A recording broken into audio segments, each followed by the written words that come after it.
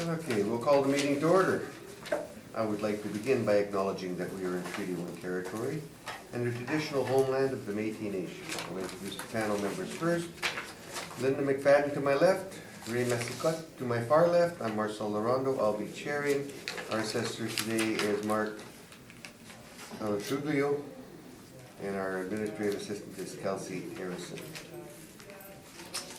We'll be hearing applications for revision of assessment roll in accordance with the Municipal Assessment Act. The matters for which revision is requested have been described in each application. We will limit the discussions to those matters.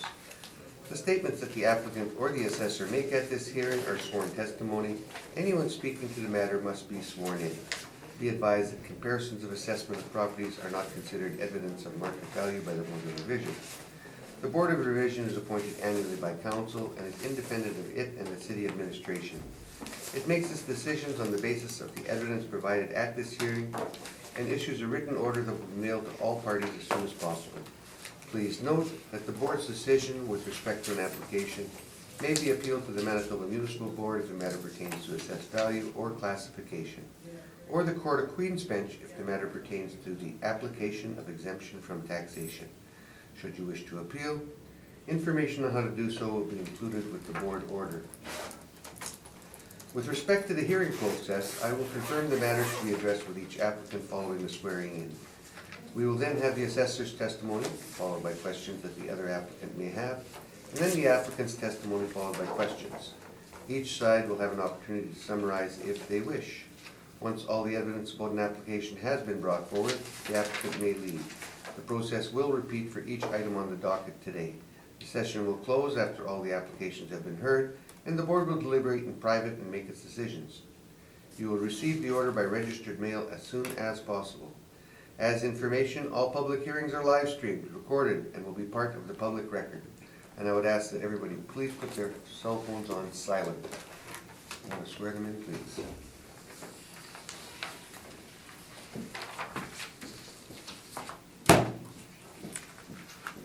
Do you swear it or affirm? Could you please state your name? Mark Colatruglio. And do you swear to tell the truth, the whole truth, and nothing but the truth, so help you God? I do. Thank you. Could you please state your name? Rocky Nico. And do you swear to tell the truth, the whole truth, nothing but the truth? I do. Thank you. First property on the agenda today is 1040 Empress Street, and it's the amount of assessed value. Mark, when you are ready. Thank you. It's file number 19-170. The roll number 13000895500. The address is 1040 Empress Street. The roll year 2020 with an April 1st, 2018 reference date. The assessed value under appeal $1,805,000. Classification 60 and taxable. Currently categorized as a commercial retail warehouse. Actual year built 1983, 19 feet ceiling height. Plan area 10,000 square feet. There's some mezzanine space. The total leasable area 16,661 square feet. Flip to page 2, you'll see that the owners have responded to our 2017 request for income information, and the last sale that we show on file is October 3rd of 2007, though I do believe that there was another sale that was referenced in the applicant's brief as part of a portfolio sale. No subject leases on file. Page 3, you'll see the rental comparables that I used for this particular property. I tried to stick to the same area as the subject property with some exceptions. This property is kind of located just on the outskirts of the retail node there at Polo Park. There is a range here in regards to rents from as low as $7.45 a square foot all the way up to $18 a square foot. Page 4, you'll see the model applied parameters for this particular property. We currently have 10,000 square feet of retail warehouse space at $9.40 and 6,661 square feet of storage/retail mezzanine space at $6.11 a square foot. 4% vacancy loss, 2% non-recoverable expense allowance, and shortfall at $6 a square foot for a net operating income of $122,000, $122,726. Overall cap rate 6.80 for a capitalized and rounded value at $1,805,000. Page 5 is just a summary of the income workup. Page 6, you'll see a map view of the subject parcel. It's a corner lot on the corner of Sargent and Empress. Page 7, you'll see some aerial photos. And page 8, you'll see the street view as taken off of Google. As you can see, it's a large two-story space, and it's got the 19-foot ceiling height, is what we have on record. Page 9 is the income and expense questionnaire that was submitted online for this property. Page 10 is the tenant verification form as submitted by this property. I do believe that these tenants have since moved out of this space.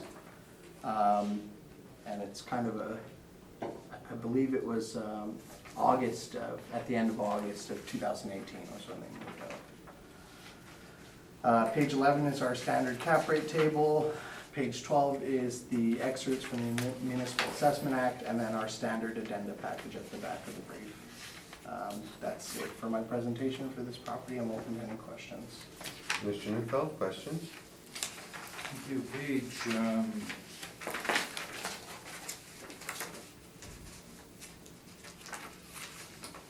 4 and 5, valuation was all done by the model?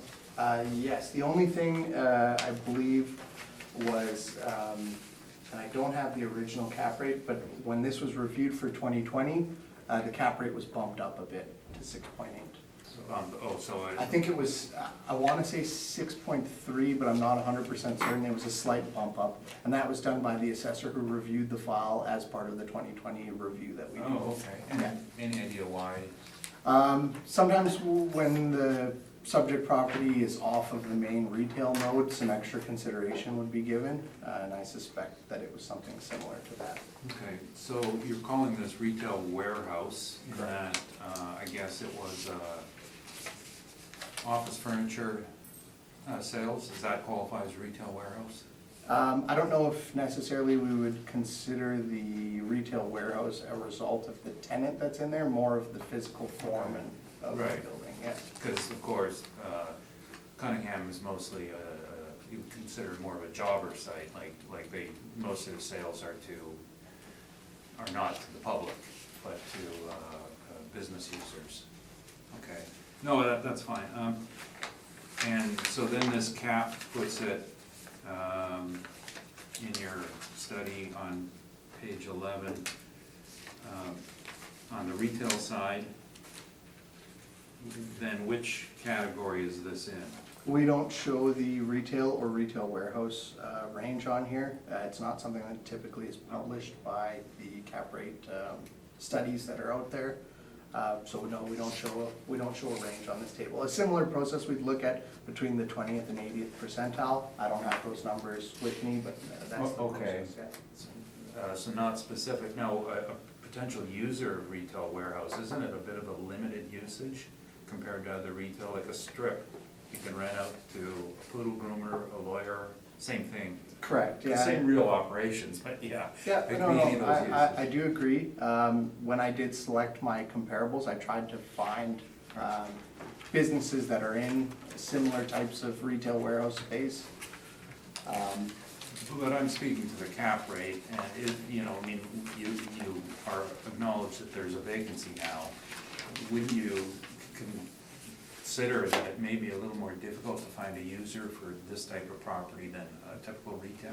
Fewer numbers of potential users? Yeah, there may be. I mean, there is retail warehouse space in the area.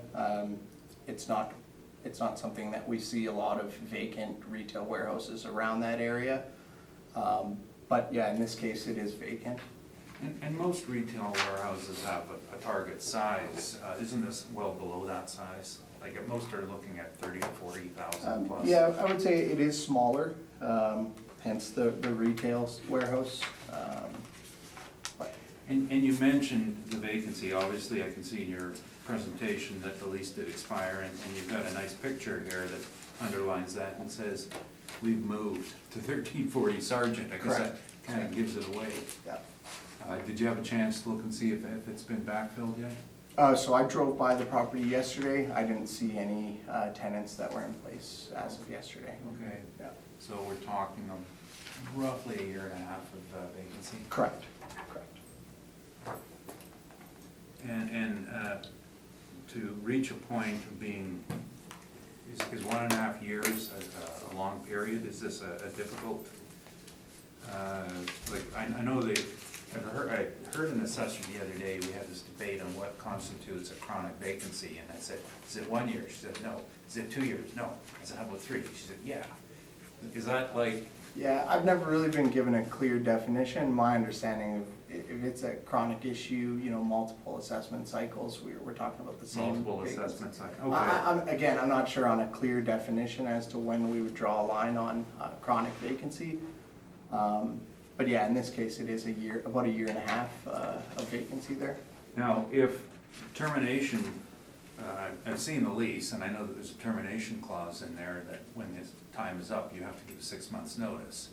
Now, would you consider, for the purpose of our valuation today, that 6 months prior to August of 2018, notice would have been given? I mean, I guess I can't ask you this because you haven't seen this. No, okay, I apologize, I'm stepping the line. Those are my questions, thank you. Linda? I don't have any further questions. Ray? No questions. Where's the egress on this property?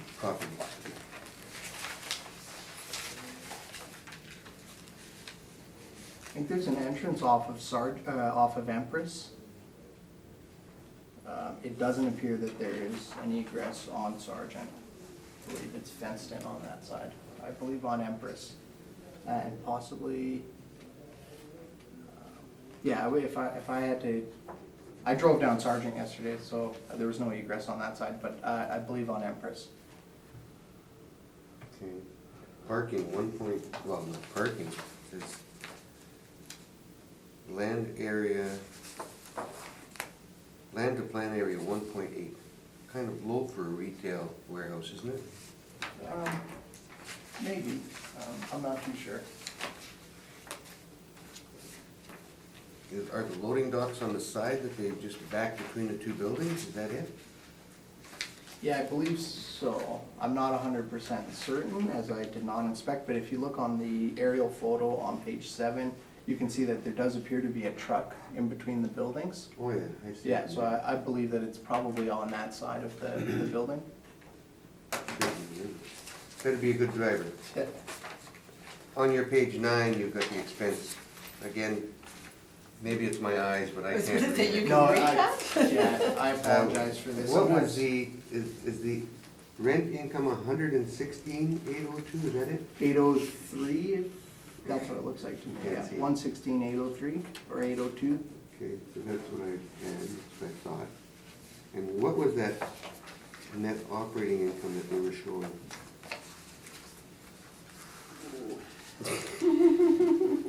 Yeah, I'm struggling as well, and I've got my glasses on. I apologize for that. I have mine on too, but maybe my eyes are a little weaker. Let me just, I think I can read the expense number a bit better. Oh, I have a clean copy. Oh, perfect. It's the same too. Yeah, But yeah. it's mine. What is the NOI on that number? 89,406. 89,406? Yeah. And I've got no further questions at this time. Move on to your presentation, Mr. Neufeld. Thank you. So the site was occupied by Cunningham Business Interiors, which is not really a retail. It's more of a jobber site where generally people who are doing designing for offices would come there, pick up their furniture and have it delivered. Of course, they would sell to anybody, but the bulk of their business was that. And this again speaks to the parking issue as well. Cunningham also owned rented a section of the property next door, 1030 Empress, and they had use of that parking as well as their own parking. So under that limited parking usage. And I'm referring to my pages 8 and 9, I'm sorry, 7, 8, 9. This is the parking bylaw, and they would, could have been classified as a, I'm just looking for it.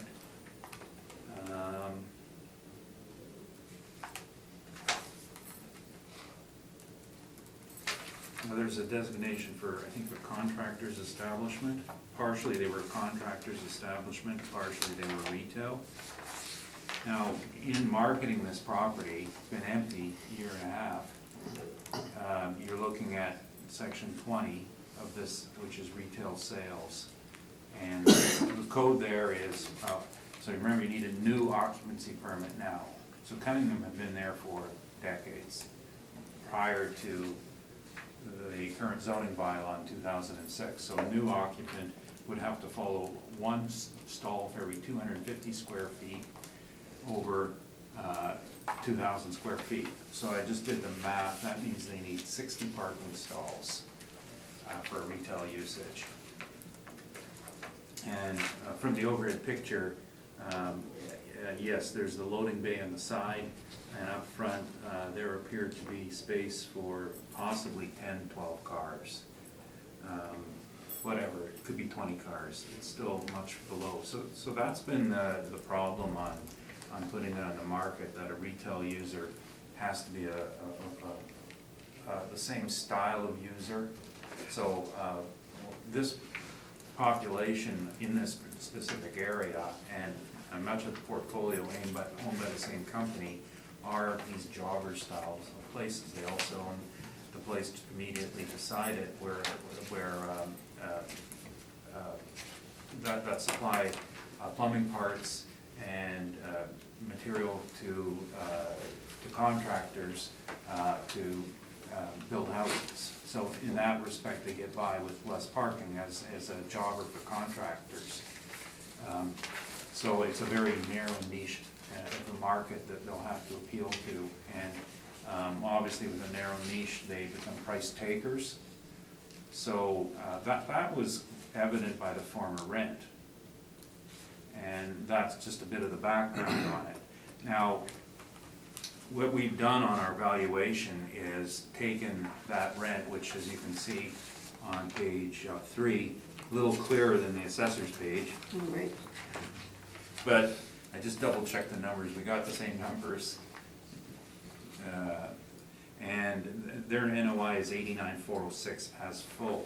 So what we did to calculate it is we thought that the caretaker wages were probably, could have involved multiple properties. And so we reduced those, and we wrote that on page 1, where we took the revenue, subtracted expenses, but reduced that figure from 22,995 to 10,000. And then also applied 5% for non-recoverable. So our NOI as full ended up being, I'm just going to back the 14,000 back in, now about 94,000 is what the NOI before vacancy, and sorry, not 98,000 before vacancy and reserve. So we're actually 8,000 higher than they were claiming. And then what we did is we put in the vacancy risk, shortfall, and replacement reserve. Now in this case, the actual vacancy, it's true, did not occur until after the reference date, but we have seen the leases. We know that a 6-month notice was required, and it was not due to insolvency, so it was not a surprise. We knew that the tenant was moving, so notice was given prior to the reference date. So it was known at the time, April 1st, 2018, that a big vacancy was going to happen. So I don't believe it's appropriate to put that in a vacancy risk, because that's only when it's occurred. That will then speak to cap rate. So the vacancy we did apply was based on retail, and on page 4, our analysis of the retail shows the overall Winnipeg rate at 5.2, St. James rate at 7.5. We use the mean. Now, St. James at the time was a bit higher than most due to, our numbers came from the Johnson report, and the Johnson report has approximately 40 pages detailing every single retail investment property in Winnipeg. And St. James did have some problems. Polo Park specifically had 200,000 square feet vacant out of 1.2 million. Although the inventory is 3.8 million, but there were some vacancies. There was 875 St. James had a large one, 937 had a large one, as did 1225 St. James.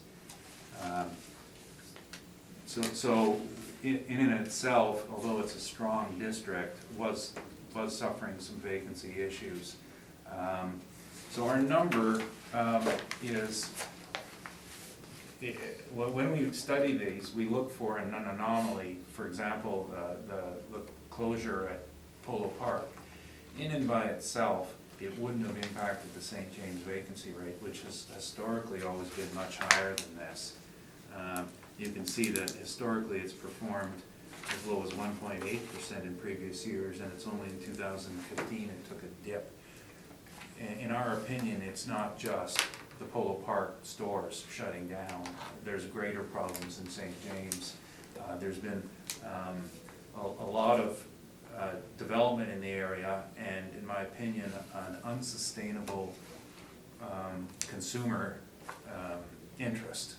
Because what's happening in the city is that if you're appealing to retail, you gotta get closer to home. And we've always had kind of like nodes around the city of retail development. Garden City, Kildonan Place, St. Patel Center, Southwest Winnipeg, I don't know what we call it these days, McGilvery and Keniston. And as they grew, Polo Park declined. It used to be the primary retail location due to its central area.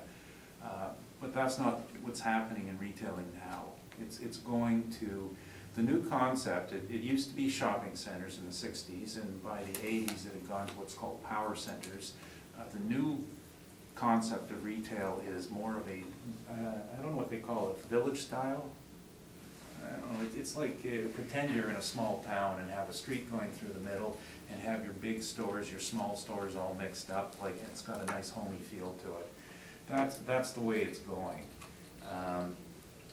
And you'll see more of those developments coming up, and it's basically a collection of pad sites with more of an atmosphere to them, and mixing in the food courts.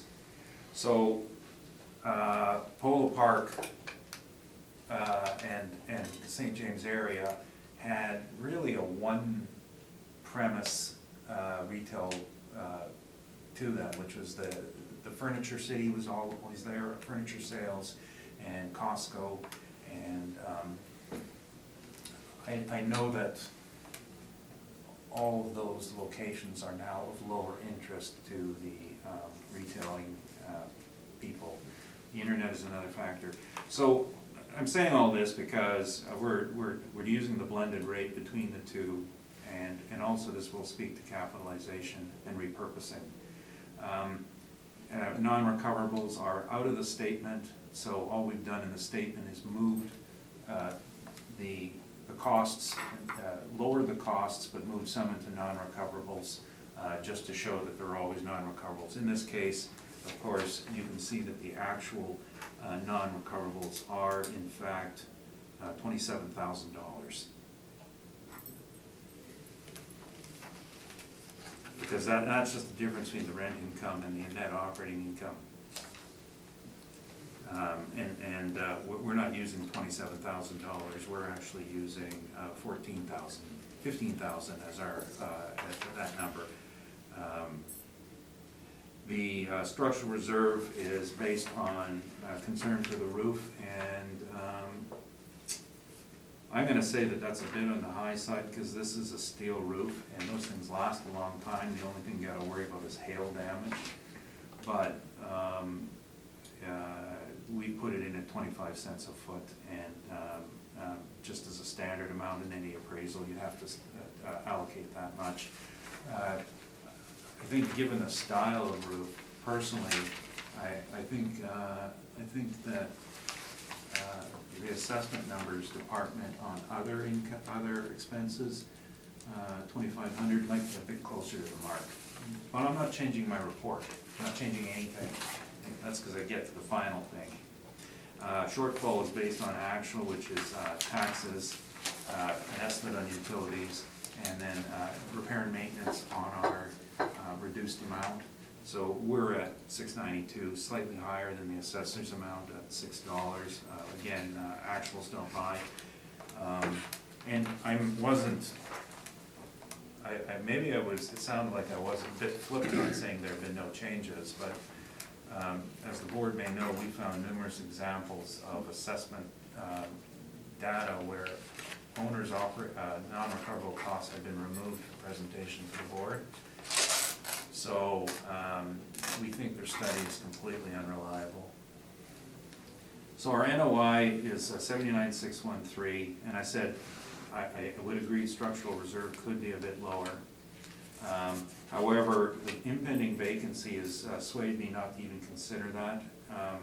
And the impending vacancy was known, and time has proven that it's prevailing. It's proved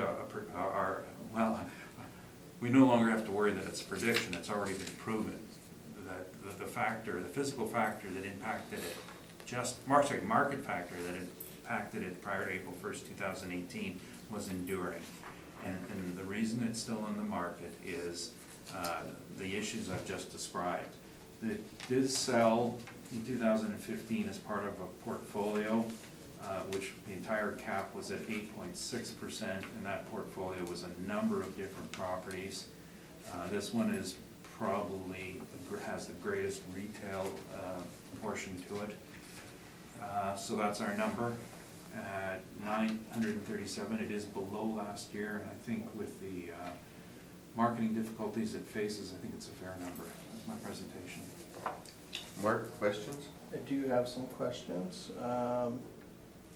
The rent that you used, is that just a blended rent between the actuals that were in place as of the reference date? No, it's more of well, as you can see from the statements, from my statements, which are clear, that the lease is semi-gross.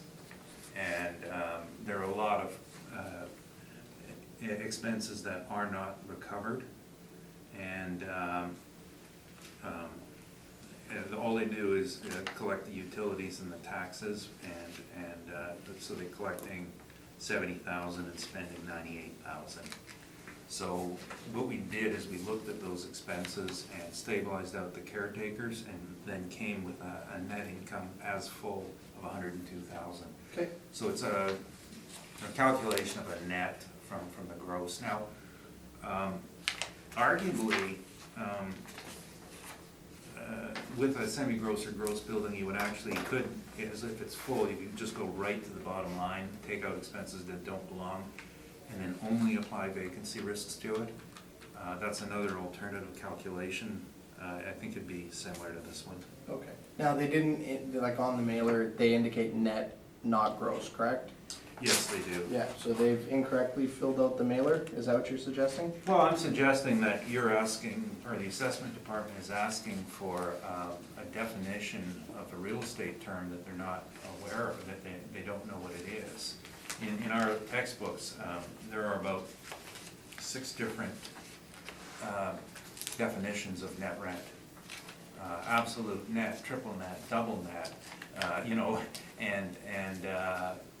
so that's sort of like asking a phrenologist, why do I get headaches? And he tells you, I think you have a brain tumor. Okay. Thanks, Rocky. No further questions. Ray?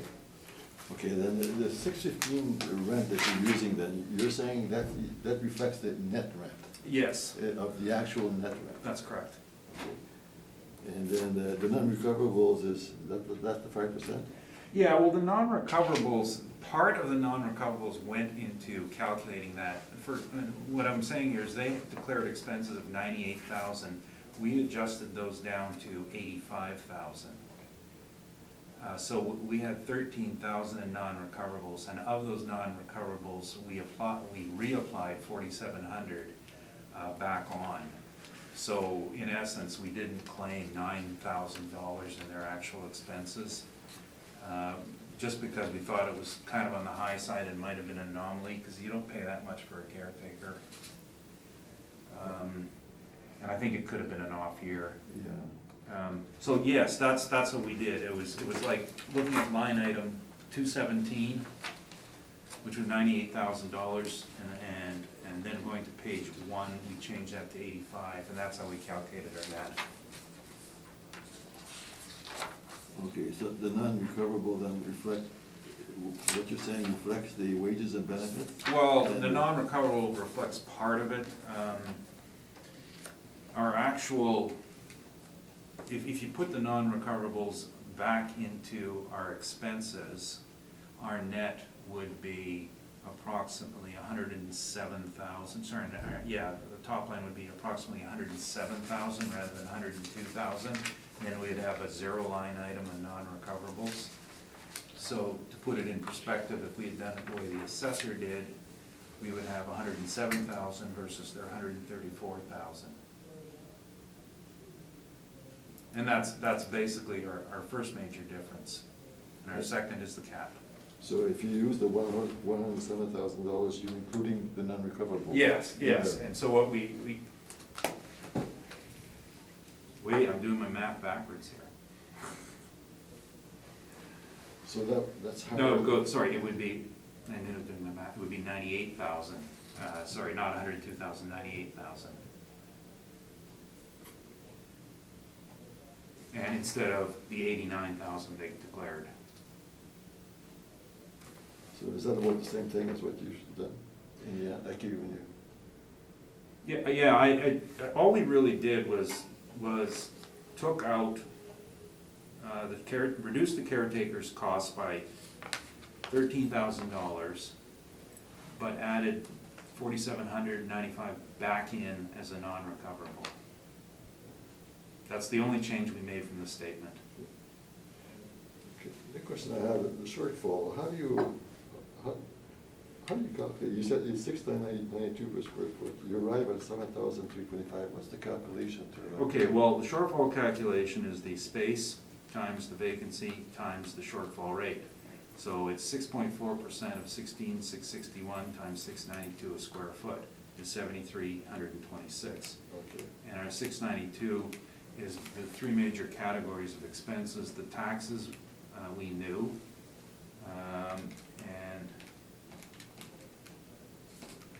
and of course the actual taxes may vary slightly from this, more dramatically.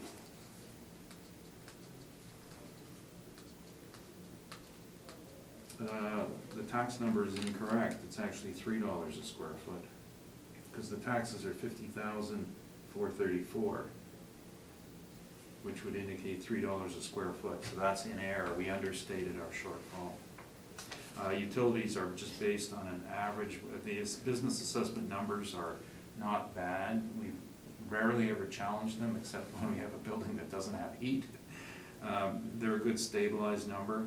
In this case, the actual utilities, some were paid by the owner, some were paid by the tenant, so they're of no use to us, what they declared. And then repair and maintenance is listed on this page as to what they've been spending, which is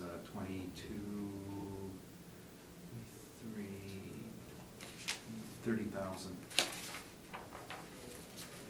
Okay. That's all my questions. Linda? My questions have been asked and answered. The cap rate. You'd mentioned the portfolio sale, but we don't use portfolio sales, is that not correct? Because you said, No, the IAAO doesn't use portfolio Right. sales, and the reason they don't use them is because they require work to analyze, and a lot of work, and it doesn't go into ratio studies.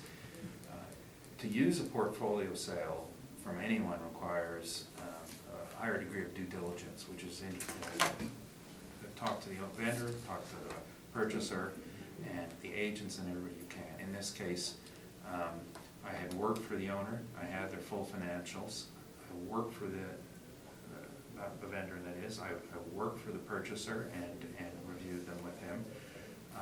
The property manager now works at Collier's, and I consulted with him. I had an outside valuator who was familiar with the sale in another city, who verified the numbers, and I now know that there's another source in Winnipeg who has followed up with it and found it to be the right number. So that's the sort of thing you gotta do if you wanna use a portfolio sale, not just throw it in there because you read it on the internet. You know, you're using, what was the actual sale price then in Well, 2015? there was no allocation because it was a share sale, so they weren't required to put an allocation. But don't you have to use that number to come up with the cap rate? No, I used the whole portfolio and then divided it by the whole NOI. And the properties that were involved in it are on page 31.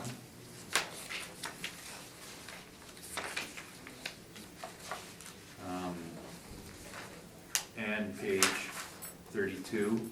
Now, in the portfolio, there was one that we removed and didn't use, which is the top of page 32, because it was the sale of a leasehold that was on a short term with a reversion clause to demolish at the end. So without that one, the whole thing would have capped at 8.92. After we removed it, it adjusted down to 8.6. There were also two more properties on leaseholds with long terms that we did not adjust for.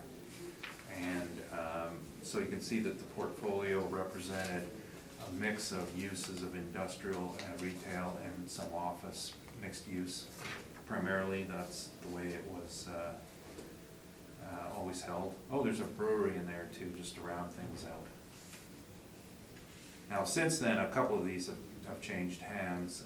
130 Lawson resold, not through titles again, and another site on Empress resold to the tenant.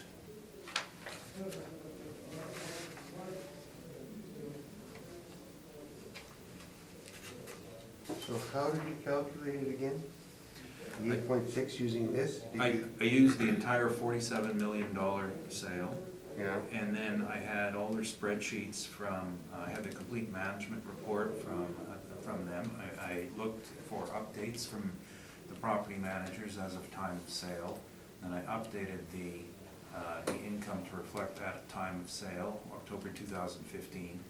And then I put them all in a spreadsheet, and then I applied the city parameters to them, to the actual rents, to make sure we were using the same numbers. Now, if we adjust those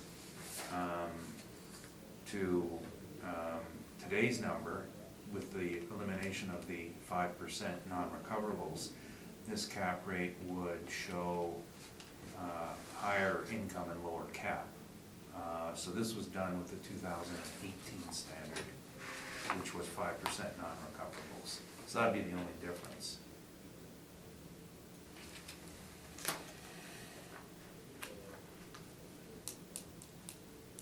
Sorry, I'm not even thinking clearly. No, that would change the cap the other way. That would change it higher. So 8.6 in 2018 would be, I'm getting everything backwards, 9.03% in 2000 for the 2020 roll. But I kept my non-recoverables in, so therefore I didn't have to adjust. okay, I'm good. Mr. Chair, can I ask a clarifying question? You may. So just in regards to this portfolio, it appears that it is a mix, but it appears that it's mostly industrial properties. Would that be correct to characterize? I think almost every one of them is a mixed use. Pure industrial,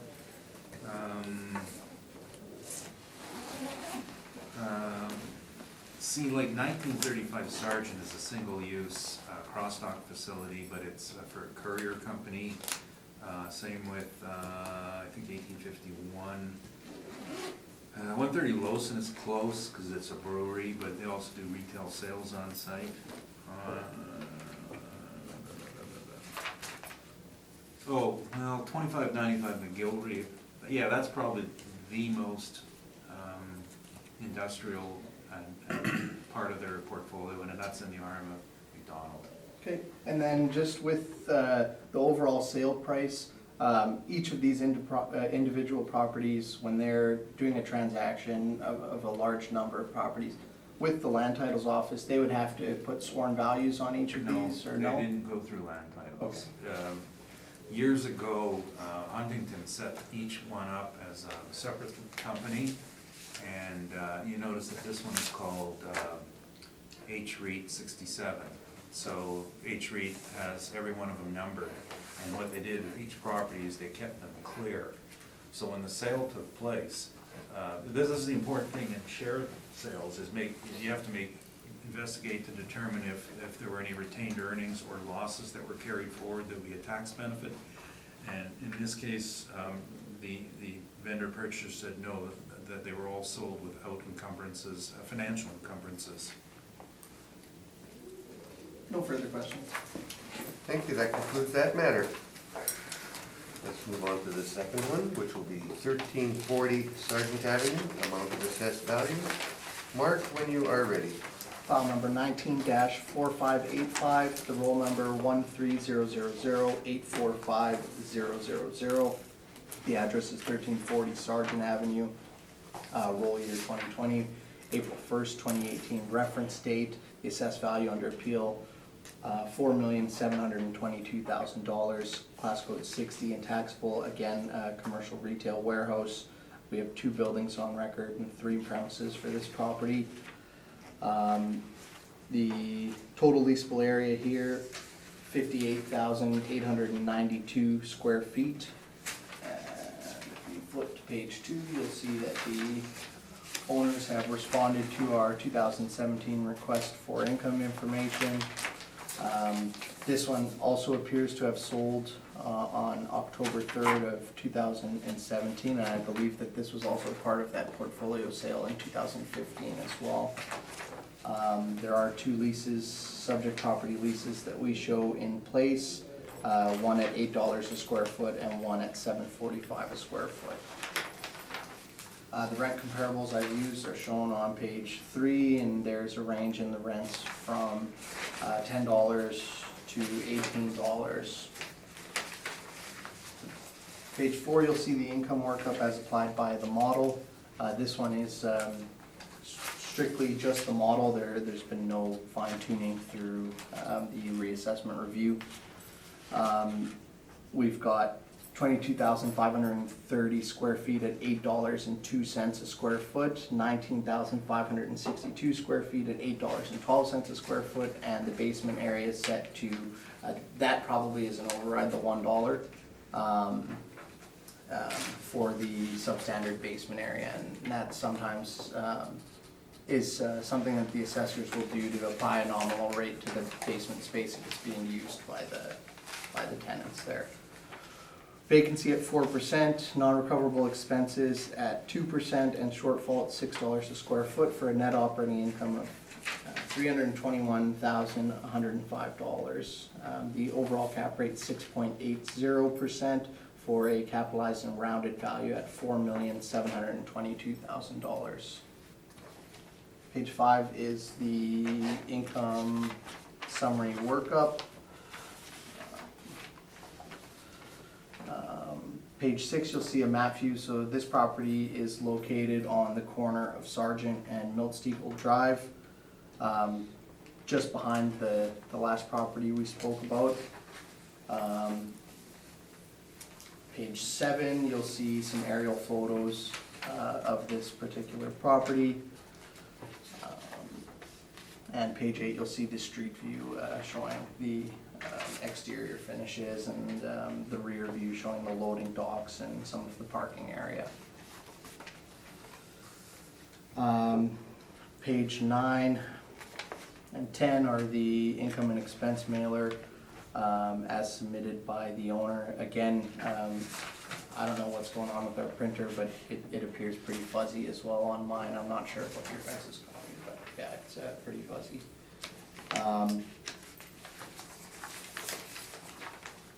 Page 11 again is our cap rate, standard cap rate table. Because this is retail warehouse, again, it does not appear on here. Page 12 is some excerpts from the Municipal Assessment Act, and page 13 through the back of the brief is the standard addenda package. The only thing I'll add there with the addenda package is that Mr. Neufeld in the past has indicated that there are two of the sales that are shown on page 16 of the brief on the cap rate evidence. Under the second table from the top, under the retail category, 3166 Portage and 3670 Roblin, those are part of a portfolio sale. So we were told that we should not use those for analysis, so just keep that in mind when you're reviewing this information. That is all for my presentation. I'm open to any questions. Mr. Newfield. Thank you. So the valuation, to your knowledge, was all model except for the override on the basement? I believe so, yeah. Page 2, you indicate the leases. Are there any more leases than this on the site? There may be, so when we generate the brief, anything that is in place that shows as a net lease would show up here. If it's a semi-gross or gross, we wouldn't put it in this list for the brief. I'll refer you to your page 10, which, if the board wants to see a clearer version, my page 3. I think they're the same, are they not?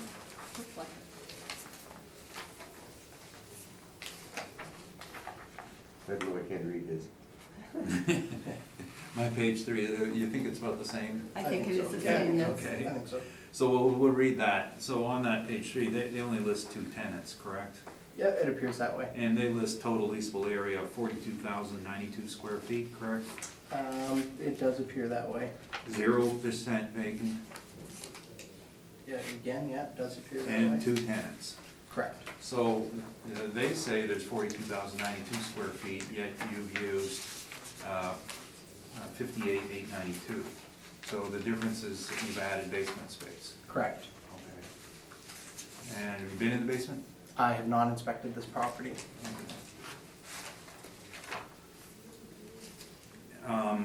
And you reported these rents on your page 2 as being net rents as based on the information provided here? Correct. Okay, now you'll note that on that the tenants don't pay full recoveries. You'll notice, for example, MCO pays no admin recoveries.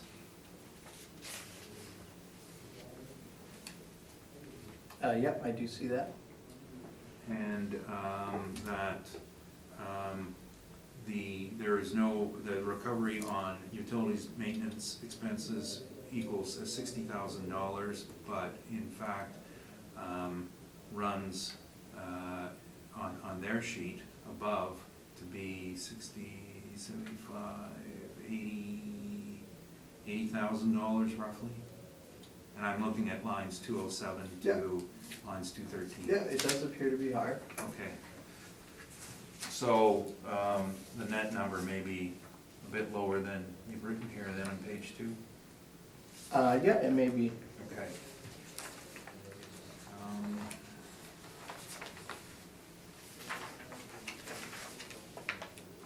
In regard to the date, you've got actual year built 2 stages, I take it? Yeah, we had 2 building records, I believe, for this property. So on page 7, you see the overhead, it's clear that there's 2 buildings, right? Correct. Now, if one was in 1953, you wouldn't disagree with me that that's the front portion? I'm not certain, actually. Oh, okay, that's Yeah. fine. So if one was built in 53 and the other was built in 69, how did it get to be 1969 overall? I mean, the assessor who reviewed the file when the construction was put on, would have reviewed if there was any upgrading to the existing improvements as part of that construction, and applied an effective age at 1969. It could also be throughout the years, if there was permits or anything taken out that would potentially improve the property, that an effective age would be applied. In this case, yeah, it does line up, the effective age lines up with the newer portion of the building. Was any of that change in effective age based on a physical inspection? I imagine that it would have been, but I was not around or part of that process when that happened. Okay. You didn't do a family consultation or anything like that? No. Those are my questions, thanks. Linda, any questions? Your cap rate at 6.8 is the same as the previous property. You said that you don't have any range for us, but that there's quite a bit of difference in the age of these properties, Correct, yeah, so the property we just spoke about was newer, right? and so it would have gotten a lower cap in our system, but through the review, it was given an adjustment to match the 6.8. So the other one was, the previous one was raised. Right, Okay. correct, yeah. All right, thank And you. in this case, this is the model, Okay, yeah. thank you. Ray? No questions. And again, we're doing retail warehouse on this one, Correct. a little better parking ratio, correct? A little bit better, yeah. Is part of the building a warehouse though? I think so. I think if you look at page, 7? if you look at page 8, you can see the loading area at the back there. Yeah. So I would suspect that, you know, maybe a part of I think it's MCO's space there. Yeah. So yeah, there may be, the ceiling height definitely looks a bit higher than the other portion. I can't speak to the finishes and stuff, but the interior. And what rate did you put on that portion? Because you both got them both marked down as retail warehouse, retail warehouse. Correct, yeah, they're both given the same, they're both given the same tenant class. Mhm. The only difference that would be applied in the rent is just based on the size. The model would tweak the rent based on the size. So one's slightly smaller, and one is 3,000 square feet larger. I couldn't tell you which is which. And on your comparables, there's no real warehouses there, is there? On your rent comparables?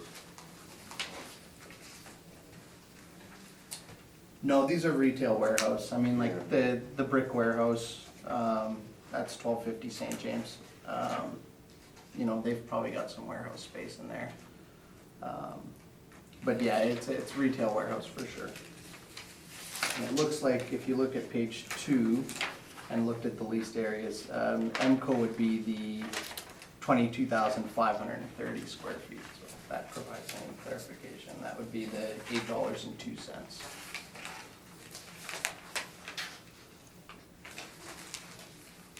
And you had them on your page 2 as a net rent of $8, Correct. because they marked it as net, correct?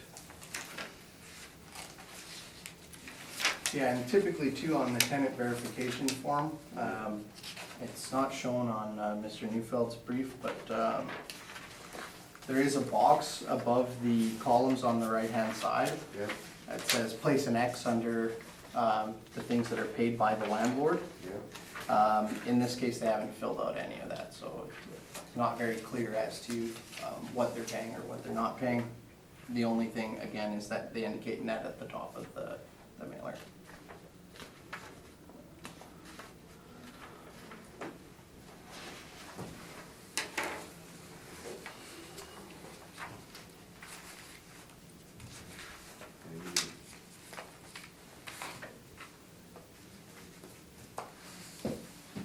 On with your presentation, Mr. Neufeld. Thank you. So, it's nice that these two were heard together, because we don't have to retell the story. This is where Cunningham moved. They purchased the building, in a share sale, so it never hit titles. I actually don't know what the number was, but they took it over 2018, late 2018, so after the reference period. MCO, I believe, left, and I haven't been there since I bought a tub there in 2016. So, but I did get a full inspection at that time, so MCO had occupied the front portion, which was the older 1953 portion, and went down to the basement. It was a storage basement with a 6-foot height and a post and beam everywhere. So it wasn't good space, and of course it wasn't included in the rent, and it wasn't included because it's not BOMA identifiable lease space. It can't be leased separately. And if one were even to consider that it were, then consider that the rent included the use of that space regardless. So we had the option of actually taking out, we could apply the $1 a foot and put on the assessor's square footage, but that would actually artificially drive our number lower, because greater square footage means greater shortfall. And when you're using actual income, it's rather misleading to do that by using space that you know isn't right, because you artificially drive the number actually lower based on shortfall formula. So we're using the actual income, page 3, and like the previous building, semi-gross operation, all the expenses, you know, in the middle column are all perfectly reasonable, and of those expenses, 216,000 in expenses, only 176,000 are recovered. Therefore, the net income is 286,914 as full. Both leases were entered into arm's length arrangement. Cunningham was not the owner, not at all. You'll notice that even when there was a change, this one's now H-Read 66. H-Read, of course, is long gone, but it's the Shell Corporation that owns it, and the sale was achieved by a share transfer. Not a good investment building, so it wasn't a very hard decision to, when the tenant expressed interest in buying it, into dumping it off. So that was the actual income when both were still the tenant. So when you do the workup down, you see then we also applied a vacancy, same as before. We did not put on non-recoverables, and the reason why is we used the net number at the end, so non-recoverables are already accounted for. That's the last time we presented, the building we presented this formula, we had a different situation because we needed to make an adjustment to bring the income up for that caretaker that was too high. In this case, all the expenses were perfectly reasonable, so we used the actual income. Therefore, non-recoverables are taken into account. Now, the structural reserve in this case should be a bit higher given the age of the building and the type of roof it is, because it's a flat roof. So one portion of the building, I believe, has a steel deck, the new one, and the old portion is a wooden deck. The replacement of the wooden deck would be the one to be most concerned about, because the costs are just higher than the steel deck roofs.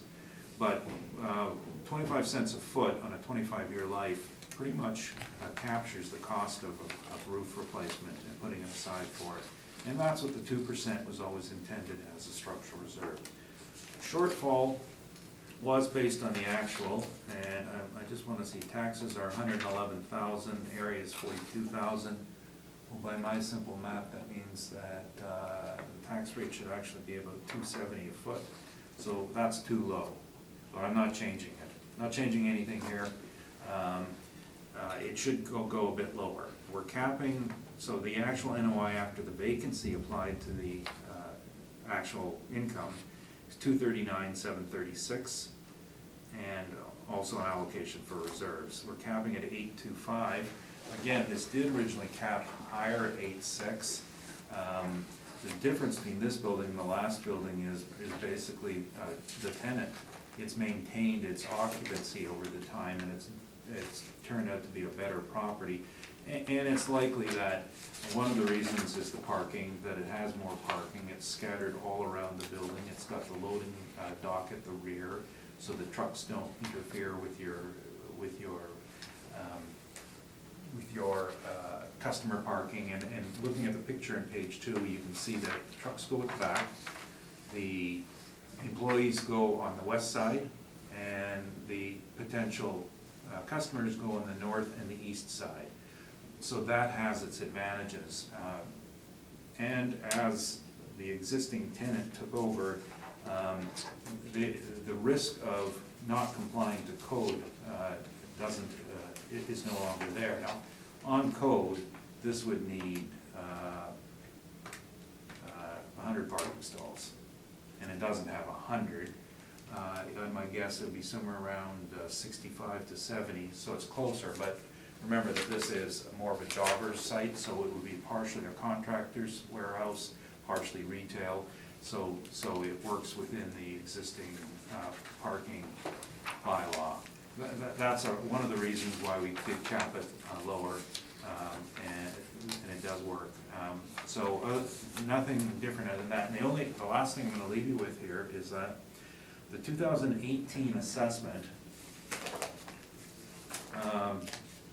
we debated long and hard on whether we appeal this site, chose not to, because it was, for us, it was a little borderline, but it was, because it was based on a capitalization rate of 7%, which I really disagreed with. And the applicant's net operating income and square footage. So the precedent is there that the city's square footage is wrong, and there is some accuracy to consider on actual income being a strongest indicator of value rather than hypothetical values. The 2016 assessment is under appeal at the municipal board, and it is at 4.2 million. So think about these numbers. We've got 4.2, 3.5, 4.7. So it's all over the board. We know where the number should lie. At the very worst, it should start with a 3. And arguably, it could start with a 2, like in millions.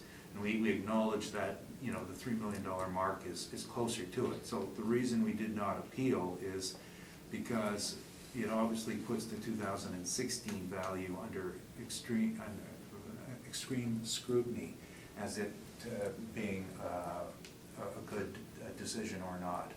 So we're looking for some consistencies, and we know that we can accept a range between 3 and 3.5 million as an adjustment to the cap rate. That's not the issue.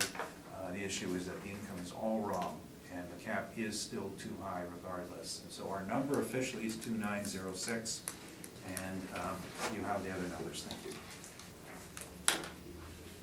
Mark, questions? I have no questions. Ray? No questions. Linda? So you've applied the 6.8, or pardon me, 6.4% vacancy rate based on the reports? Yeah, That's just the standard. exactly the same as the last one. It was a mix of. And you feel that that's applicable for this building, given that it's now owner occupied? Oh, I would make no difference whether it's owner occupied or on the market, unless it were a chronic issue. And in the last building, I addressed that issue with, or chronic or a real problem. In the last building, I addressed that with a higher cap.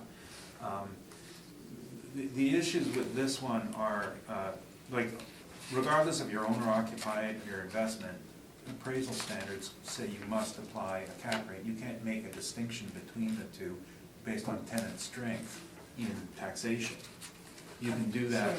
Sorry, you must apply a vacancy rate? You always must apply vacancy. Okay. Now, in your valuation, when you come to me and I do an appraisal and your tenant is Microsoft, you get a better cap rate out of me than if it was Cunningham. Because I'm allowed to, when I'm doing appraisal, assess the strength of the tenant covenant. Okay. But not for taxation. Legislation says you don't tax the owner, you tax the real estate. Okay, So thank you. That's why you're consistent. That's it? That's it, that concludes the matter. 5 minutes? Okay. 5 minutes. Meeting back to order. Property we're dealing with at this time is 2512 Main Street, and it's in assessed value. Mark, when you are ready. Okay, file number 19-4430, the roll number 0500-942-4155. The address is 2512 Main Street. The roll year 2020, April 1st, 2018, reference date, the assessed value under appeal $5,058,000. Classification 60 and taxable, and categorized as a commercial retail warehouse. Actual year built, 2009. The leasable area, 17,800 square feet.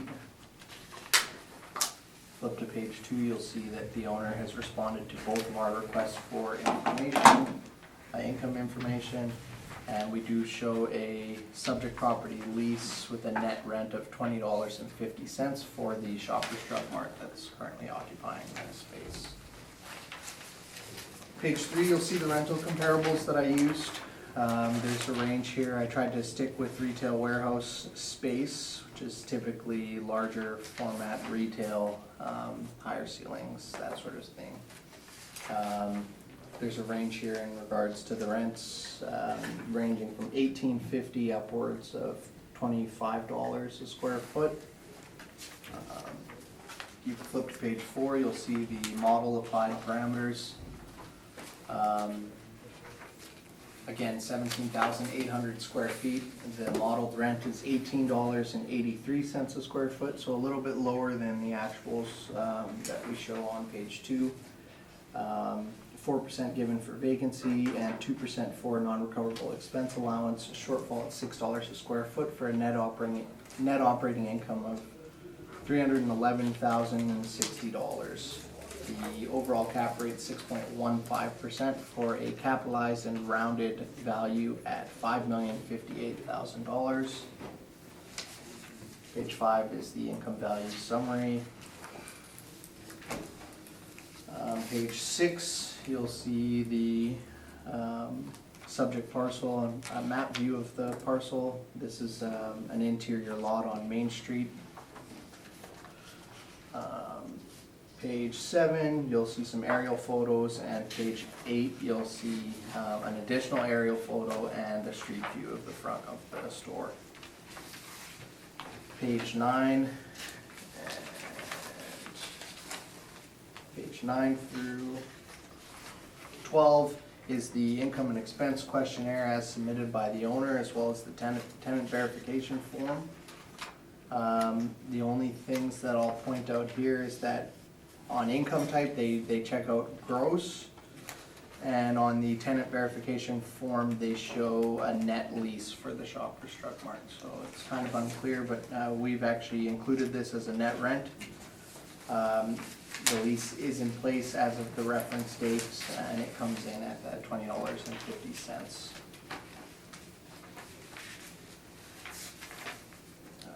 Page 13, again, is our cap rate page. Page 14 is excerpts from the Municipal Assessment Act and our addenda package at the back.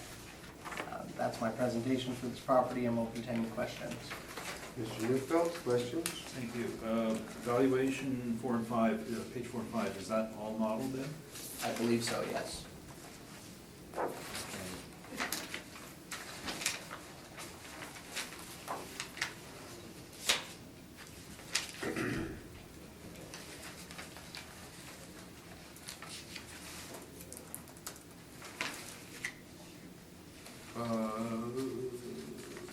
Oh, yeah. Do you know anything about the site history? As to what was there prior to the Shoppers being constructed? No. No, like the picture on page 7, the Shoppers site is in a regular shape, correct? Correct. And the property immediately north of it, which is the bank, another irregular shape? Correct. And you may or may not be aware that the little property, the rearage land immediately to the south, is also part of the same ownership package? Are you referring to the property that is on Red River Boulevard? No. This property here? No, This property here? just this one here. Oh, yeah, okay. That piece of Oh, grass. this small piece of land? Gotcha. Yeah, just for the board. Nope, I wasn't aware that that was the same owner. So that would be excess, right? Okay, No, it's a separate roll. Okay, so I'm just wondering if when the site was purchased with this irregular shape, that it did make configuration a bit difficult to squeeze all these uses onto it? I'm not too sure. No, I wasn't okay. part of the development of the property. It's hard for me to say. All right, sorry, that's all, those are my questions. Linda? I have no additional questions. You said it was model, right? Yeah. Ray? No questions. This site was built for its existing use, correct? I believe so, yeah.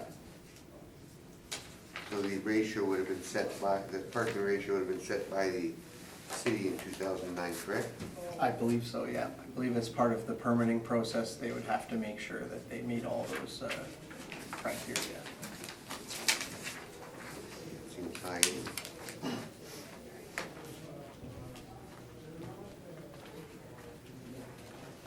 Mr. Nico, on with your presentation. The property was originally the three rolls that I had shown you, and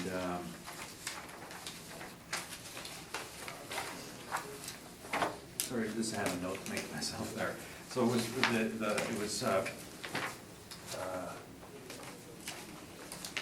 if you consider the entire block, and I have my picture on page 2, there's one property at the northeast corner, the Esso station, that was not part of it, and then the property at the south end of the block was not part of it. So the credit union, Sonova, purchased this entire piece of irregular shaped land, and their main purpose was to put their bank up, and that's the property here in the white. Now, the irregular drawing was some, What page is that on? page 2. The assessor might have a better sketch of it, I think. His printer was bad, but he's got a bigger picture, a more better picture. I'm just gonna stand and do this if that's okay. So the subject property is the Shoppers here. Right. And the white building here is Sonova, the owner, and the building to the rear here is an office building. Sonova have a few offices in here, it's theirs, they rent out. And then we had the little piece of grass over here, that was like, what do we do with this? But Sonoma owns it. But Sonova owns it. The taxes on it are marginal. So what they had with this site was one that they wanted to put a credit union up and have a bit of income coming off it. And then they got the Shoppers in. So it's all irregular. There's cross-access easements everywhere, as you can see, because, but Sonova's the owner. So if the property were to be sold, the cross-access easements would have to be honored, and as well as then they would have to have a maintenance agreement on it because of the shared usage of it. That's not a major issue because at least one party is in control of it, so they can do all that work. So I'm not even going to bother arguing about the income. We're using the actual income. I'm just going to make one point to you: is we use the actual income of $364,900, and then subtracted for vacancy, etc. You notice our non-recoverables were not 5%, they were the actuals, which is $2,359. So when you stick with the actuals, you use the actuals. Our NOI is 318, the assessors is 311, that's our difference. We used, in the workup of this, the cap rate was used of 8%. My feeling on this is that this would cap a little bit higher as a property that's a little more attractive. And earlier I was talking about St. James kind of losing its luster. That's because the local pods of retail are stronger than the centrally located ones. It's just a feature of change in retail. The one sale that the assessor had is actually accurate. No one's ever said that about their cap rates, have they? one of your cap rates is accurate, and the one that's accurate on Assessor's page 18 is 1271 Jefferson. And that was a shopping mall owned by Investors Group with several AAA covenants on it, including the Bank of Montreal. And at the time, it did end up losing its Safeway, and it's something else now, but at the time, it was thought to be a strong investment. Now, their rate on it was 7.4, mine is 7.5, so that's close enough. But we'd never included it in our study, simply because it was a superior investment. And most of the properties I bring in, to tell you the truth, aren't superior investments. I think this one is a good investment. So I think I'd move my cap rate down to 7.4%. And that indicates a value of $4,297,797. 4,297,797, rounded to 4,298,000.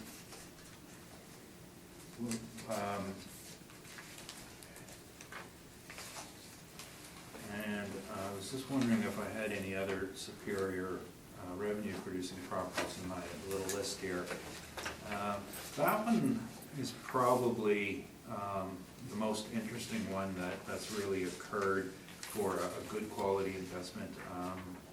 I was thinking also of page 35, which is somewhat similar, and it's a bit smaller. It's 5114 Roblin, a retail strip, capped at 7.81%. And the strength in that one is that there's a Royal Bank in it, and it sold on the basis of having a AAA covenant, being the Royal Bank as the anchor. It's a smaller mall. Shoppers is generally seen as that, but of course, as I said earlier, you can't tax the business. You can only tax the investment income. And one of the problems in the drugstore world is that they were all, I gotta tell this story the right way. Winnipeg has seen a variety of influences to develop properties based on usage over a period of time. Up to about 1980, the strongest purchasers were gas stations who would pay a premium for any corner lot because the way they want 40,000 feet, they want a corner, double-sided location, they pay more for it. After those gas stations moved to being looking for places that can pump more gas, like in shopping malls, the next first person in the market was McDonald's. And McDonald's were, again, looking at the same thing. They were looking at 40,000 square feet. They would pay a premium for a site for business reasons. The drive-through was kicking off. And a drive-through can now represent 60% of your income for a restaurant. And with them came Tim Hortons and the others. Now, second last one that came along were the drugstores. Drugstores had a rapid expansion in our market with Rexall, London, and particularly Shoppers. Their business model boomed out of demographics, and what they would do is, I know because we did the work for them, they would take a population ring of 3 kilometers and say, how many people in there? Okay, we're putting Shoppers there. They bought and got leases on the basis of that. Now that's changing now too, because just like the restaurants and the service stations changed, so did the pharmacies. Because they thought they would sell good drugs, they have this area, then they have all sorts of other things to sell. But now, drugstores want to be next door to the people who write prescriptions. And they'll pay $150 a foot, I've seen as high as a drugstore, if you got enough doctors writing prescriptions. So it's all part of the business model. So I'm only saying that because the Shoppers Drug Mart is a good covenant, but it could be one that they don't want to keep the site. And that is witnessed by Rexall's movement and closing sites. They announced plans to close several dozen sites. 2305 Portage was closed and sold, and it's not going to be a drugstore. So again, it's an overactive business investment that I'm dealing with here. And that's my only reservation on going high on this, is not being a great site. Thank you, that's my presentation.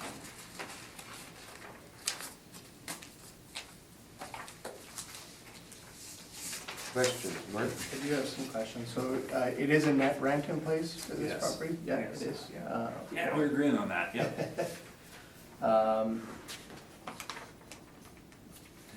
And on page 20 of your brief, there's a cap rate study Q1 2018. Would this be a property that would fall in any of the analysis done for this? If it was to sell, is this something that would be considered? I know you mentioned it being a Yeah, good yeah. investment.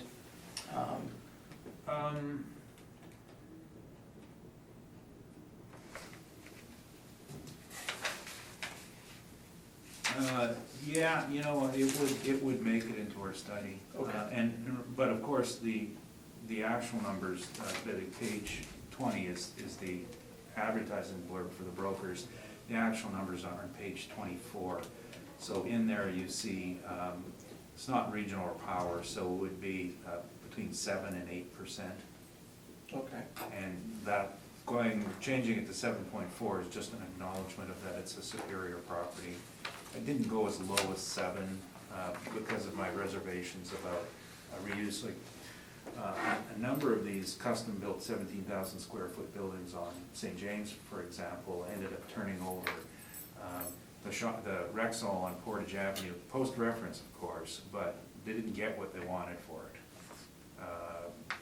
So there is some softness to consider. Okay.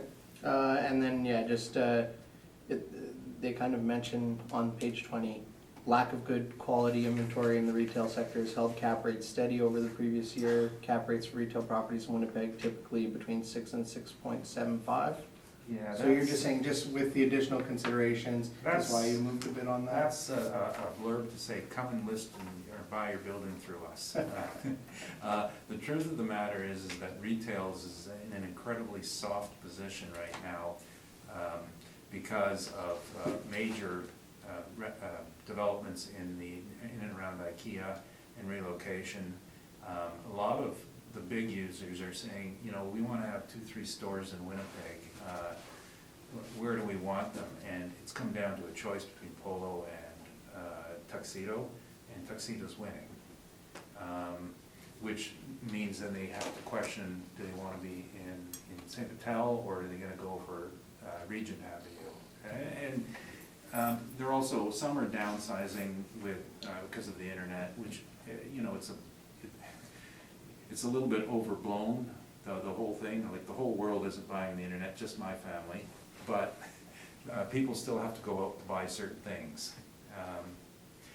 I think the drug business is changing, though.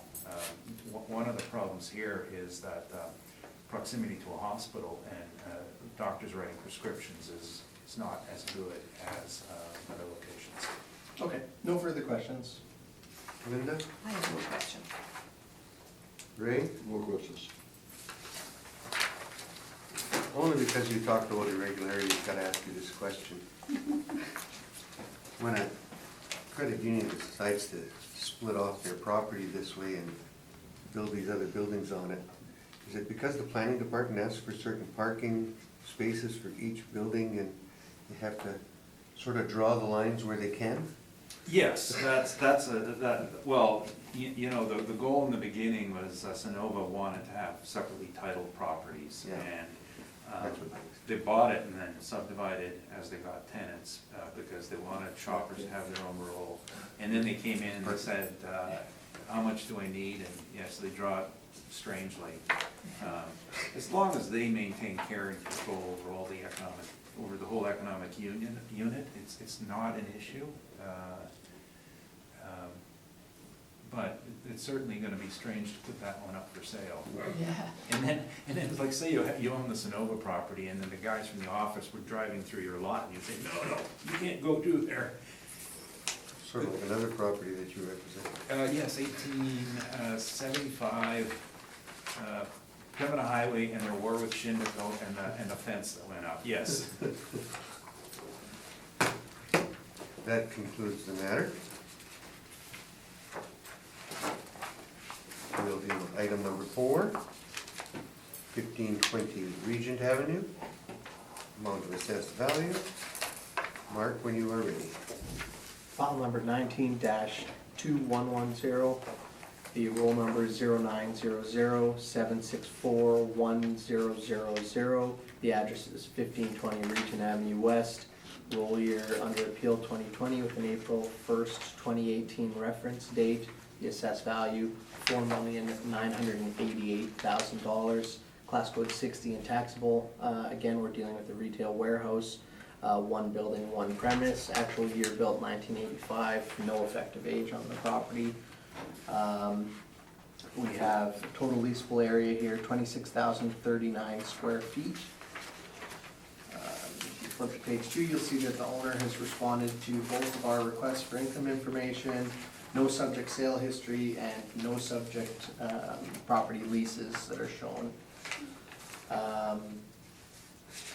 Page 3, you'll see the rent comparables that I used when analyzing the space. I tried to stick to this particular area of Regent.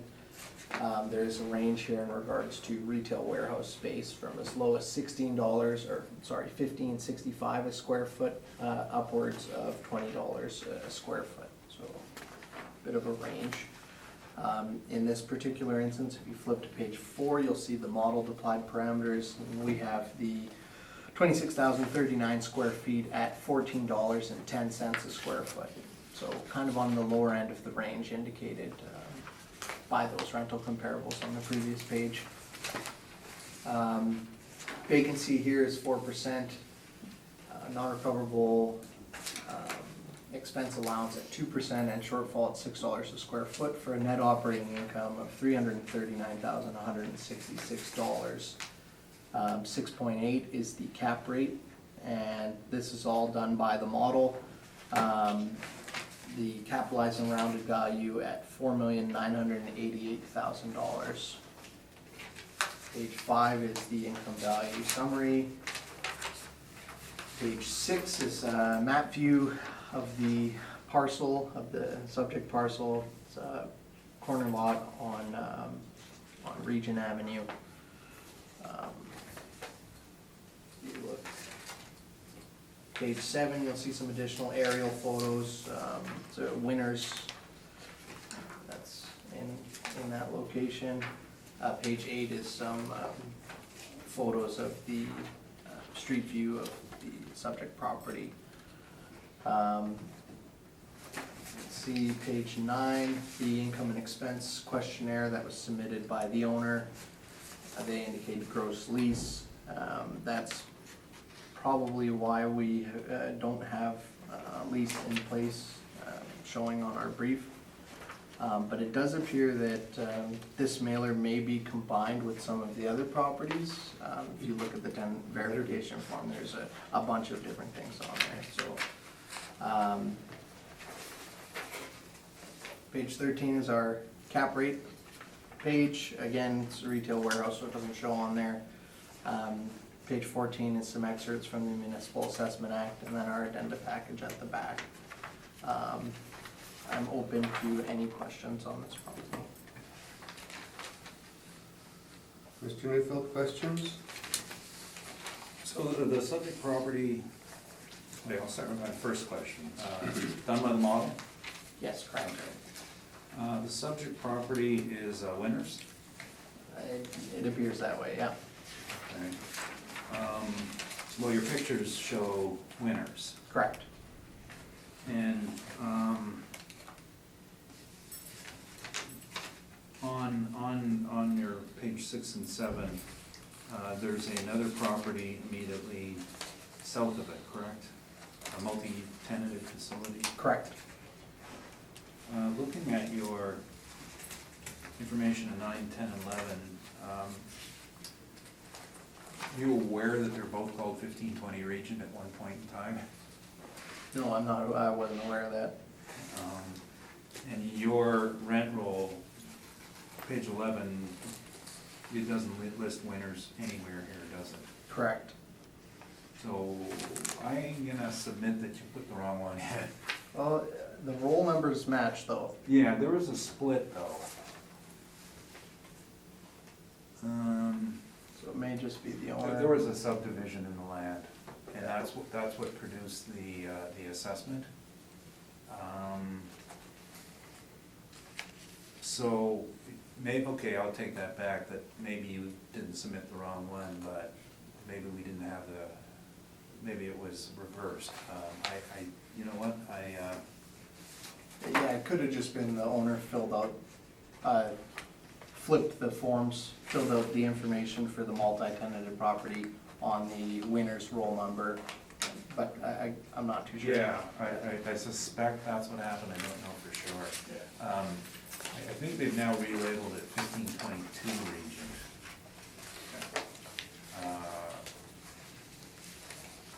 Anyway, but there was a split at some point, so the financial information is not for this property then, is it? No, it doesn't appear that way. Okay.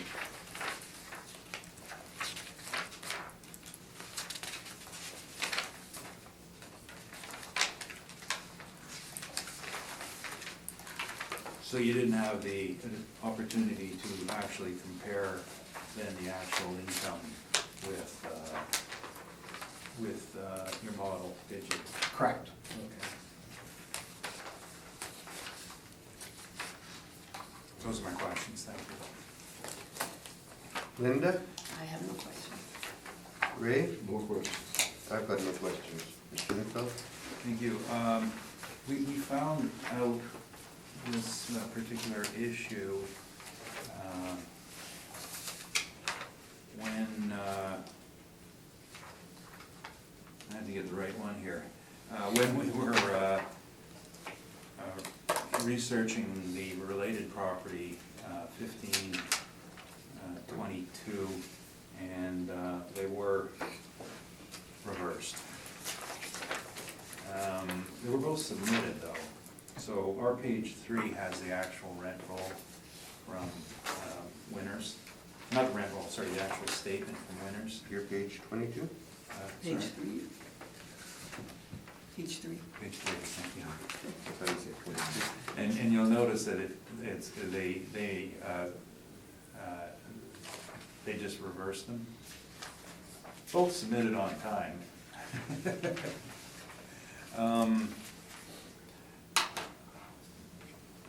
So what we've got here on the actual income is a semi-gross lease again, and we went through this list, and everything belongs here. You can see that property management is a bit on the high side in terms of that stuck out right away.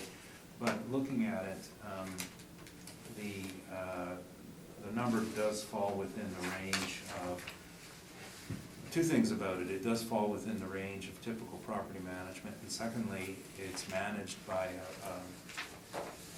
a professional manager, and they are arm's length, and so the money does change hands. So it is what it is. So the income on this is, net income is 308,518, and we've taken out, we've increased that because of the prior year adjustment on page 3, 6735. So instead of 308, it becomes 315,102. So using actual income on the semi-gross. And we're not taking non-recoverables because it's a semi-gross and they've already been taken into account. As far as vacancy goes, this is one where we're actually a bit lower. Transcona has had a better history, and I think, you know, I don't know if it's by fluke or because I know my stuff. I was talking about different parts of the city, and I was saying how people are going to different nodes of the city. So Transcona is performing better than St. James. And that's because it's an area where the retailers have decided that that's where they need a presence on the eastern eastern portions of the city. So it'll be of a greater interest to retail tenancies. So we're using 4.1%, which is an average between retail and Transcona, which is at 3. Again, structural reserve, 25 cents a foot. And our shortfall calculation is right, $4.10 a foot. Utilities are the average, repairs and maintenance are based on the actuals. So we get an NOI of 284,575. Again, like the other property, this would be a better investment rate. I would disagree with the with the 8%. And before I put my foot in my mouth, yes, I think that this would perform at the lowest end of the market from Colliers, which is 7%, which comes to 4,065,357, rounded to 4,065,000. That's actual income and the best retail rate. And my reference for the best retail of this on page 24, this would be community or strip mall, halfway in between. So it is a stronger location, a stronger tenant frontage. 7% is as low as I'll go. Just because anything lower, you can't make money. It's not an investment at that point in time. It's an error or a creative financing.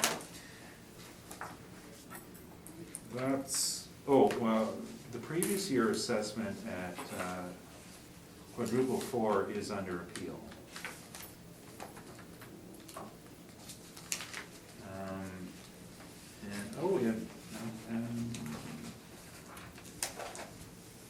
Sorry, we did appeal that.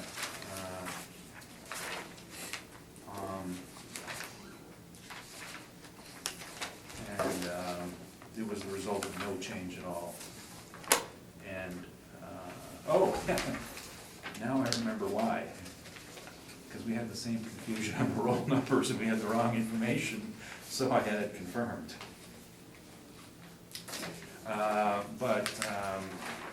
We did find where the issue lay, so that's our number, 4,065,000. Actual income, lowest cap, thank you. Mark? Just one question in regards to the management expense. So I know that we've got two different mailers for two different roll numbers. Right. One of them we're not talking about today. But when I'm looking at both of them, it looks like both of them have about 50, this one's 53 for the winners, the other one's about 55. So 108, does that seem, it seems a little high for managing that property, right, with the same owner? Yeah, it is. Good question.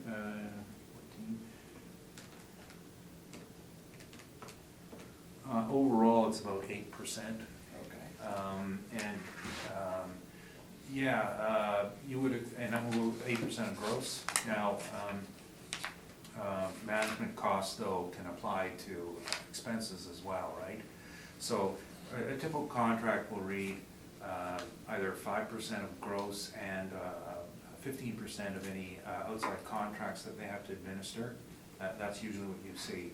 And so I'm looking at some of these outside contracts and thinking that there was a 15% upcharge on acquiring them. And that's why it went higher. Okay, and then just in regards to the mailer that you show in your brief, which is for the winners, correct? Right. On the left-hand column under annual income received, they show management fee $6,957. Would that be a recovery That's on the recovery. a portion of it? Or? Yeah, that's correct. Yeah, that was all my questions, thank you. Now, yeah, The only thing I'm not sure about is, I haven't run the numbers on this, but you'll notice my page 3, we downloaded this from a private website, and there's a big whiteout on lines 203 and 204. So, this came from the city assessment record, so I haven't seen what those numbers are. So you notice that there's no professional fees, office supplies, et cetera. So, I'm just quickly running the numbers to see how close they are. I would suspect that they were all lumped into management as long as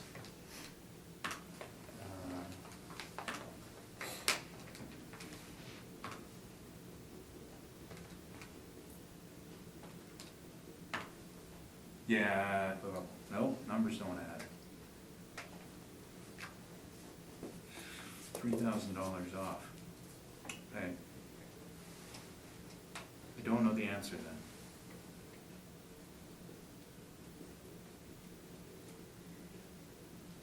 But they could encompass professional fees as well in that.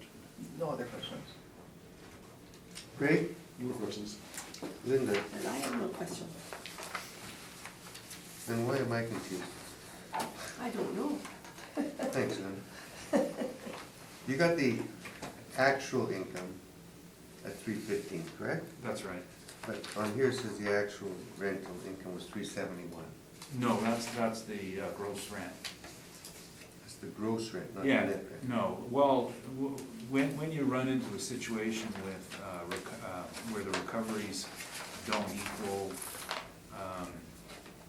the expenses, it becomes semi-gross. So you'll notice in this case, the recoveries are 162,000 and the expenses are 219,000. So we're calling this gross, oh, guess what? So does the owner, calls it a gross rent. Huh.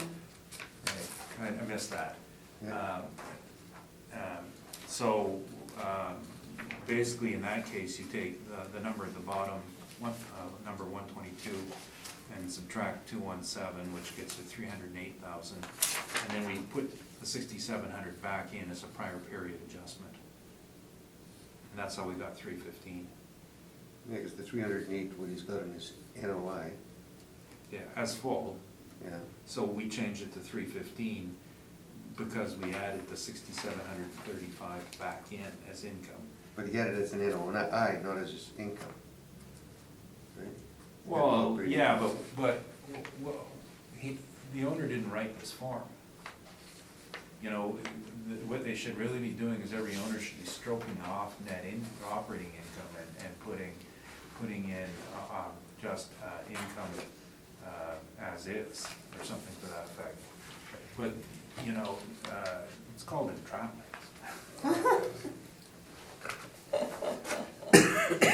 Anyway, you drove that 308 up to 315. That's correct. And then you did not take any recoverable because you used Because we used actual. them, Right. yes. That's right. Actual. I'm double checking, and that is the perfect. And you yes, went to the that's- 7% on the cap. Yes. Good, I got no further questions. Thank you very much for that. We're just moving along here. 20 de la Sainte assessed value. When you are ready, Mark. Thank you. File number 19-4529, the roll number 0609330900. It's 20 de la Seigneurie. The roll year 2020 and April 1st, 2018 reference date. The assessed value under appeal $3,639,000. Class code 60 and taxable. We have one building, 3 premises. Actual year built 2009, no effective age, 22 feet ceiling height. The total leasable area on file, 21,862 square feet. I do actually have a recommendation for this file. So I can distribute a workup if you like. I gave one to Rocky already, so I got 4 for you here.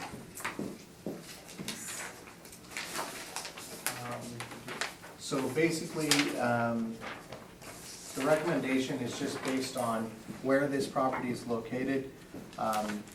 It's kind of surrounded by residential usage. It is on Bishop Grandin, but it is kind of surrounded by residential. So I bumped up the cap to 6.5, and that's the only change from the model. I believe the initial cap rate was 6.15, so I bumped it to 6.5. The resulting value there, and we have, again, 21,862 square feet leasable. The rents range from $7.82 a square foot, and that's mezzanine space. We have storage area, 9,838 square feet. That's like some warehouse space, $8.56 a square foot, and then the retail warehouse portion, 8,546 square feet at $15.45. So 4% vacancy, 2% non-recoverable expense allowance, and shortfall at $6 a square foot. Get a net operating income of $222,788. Cap rate again 6.5, and capitalized and rounded value at $3,443,000. That's the recommendation I'm proposing for this property. You going on the rec?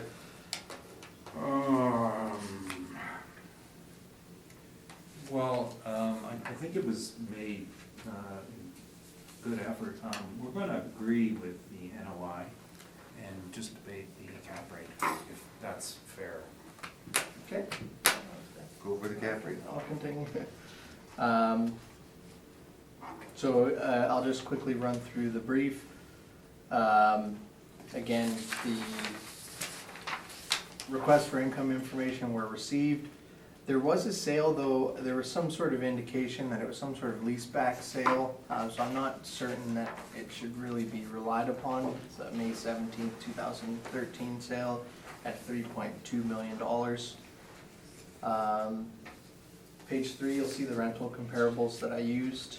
There's a range there in regards to the rents between $18 a square foot upwards of $21 a square foot. Skip through the original workup, but you can compare between the two if you'd like. Again, the cap rate is the change that was put forward for the recommendation. Page 6, you'll see an aerial photo, map view of the subject property. Again, it's on the corner of Bishop Grandin and De La Seigneurie Boulevard. I believe the owner originally owned a larger piece of land, and then he split it up and sold off some of that land, and that's where you're seeing some development around the subject property.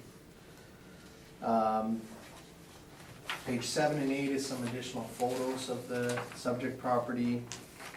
Page 9 is the income and expense questionnaire as submitted by the owner. You'll see that it's fully owner occupied.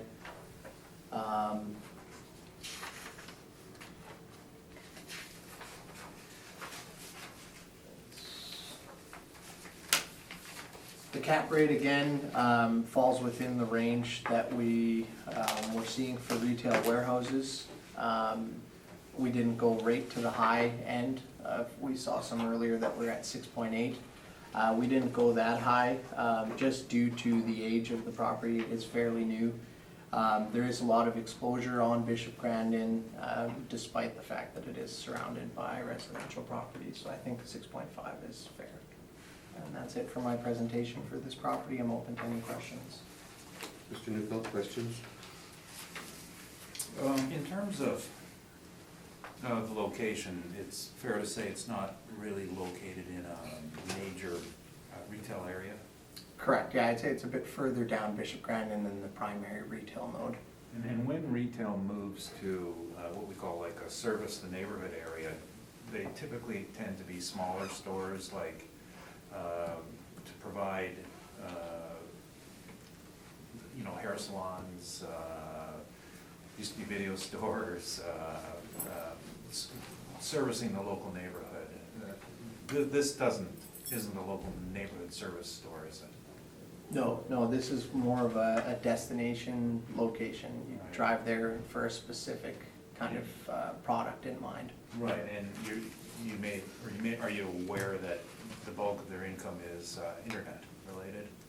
No, I'm not aware of their personal business Thank dealings. you, those are my questions. Ray, No questions. Linda, I don't have any questions either. Rocky, on with your presentation. Yeah, I think that we do have some differences on the rent, and we're gonna agree to it simply on the basis that, I think that our major differences have to do with, basically, the warehouse portion of it, and that is about half warehouse, and the rest is retail, and then there's some offices upstairs. But overall, I think the number is fair, 223,788. But cap rate would concern me. Cap rate looks at issues regarding its usage and the way it fits into the market, particularly to reusage of it. And the site, based on parking, would require 19,862.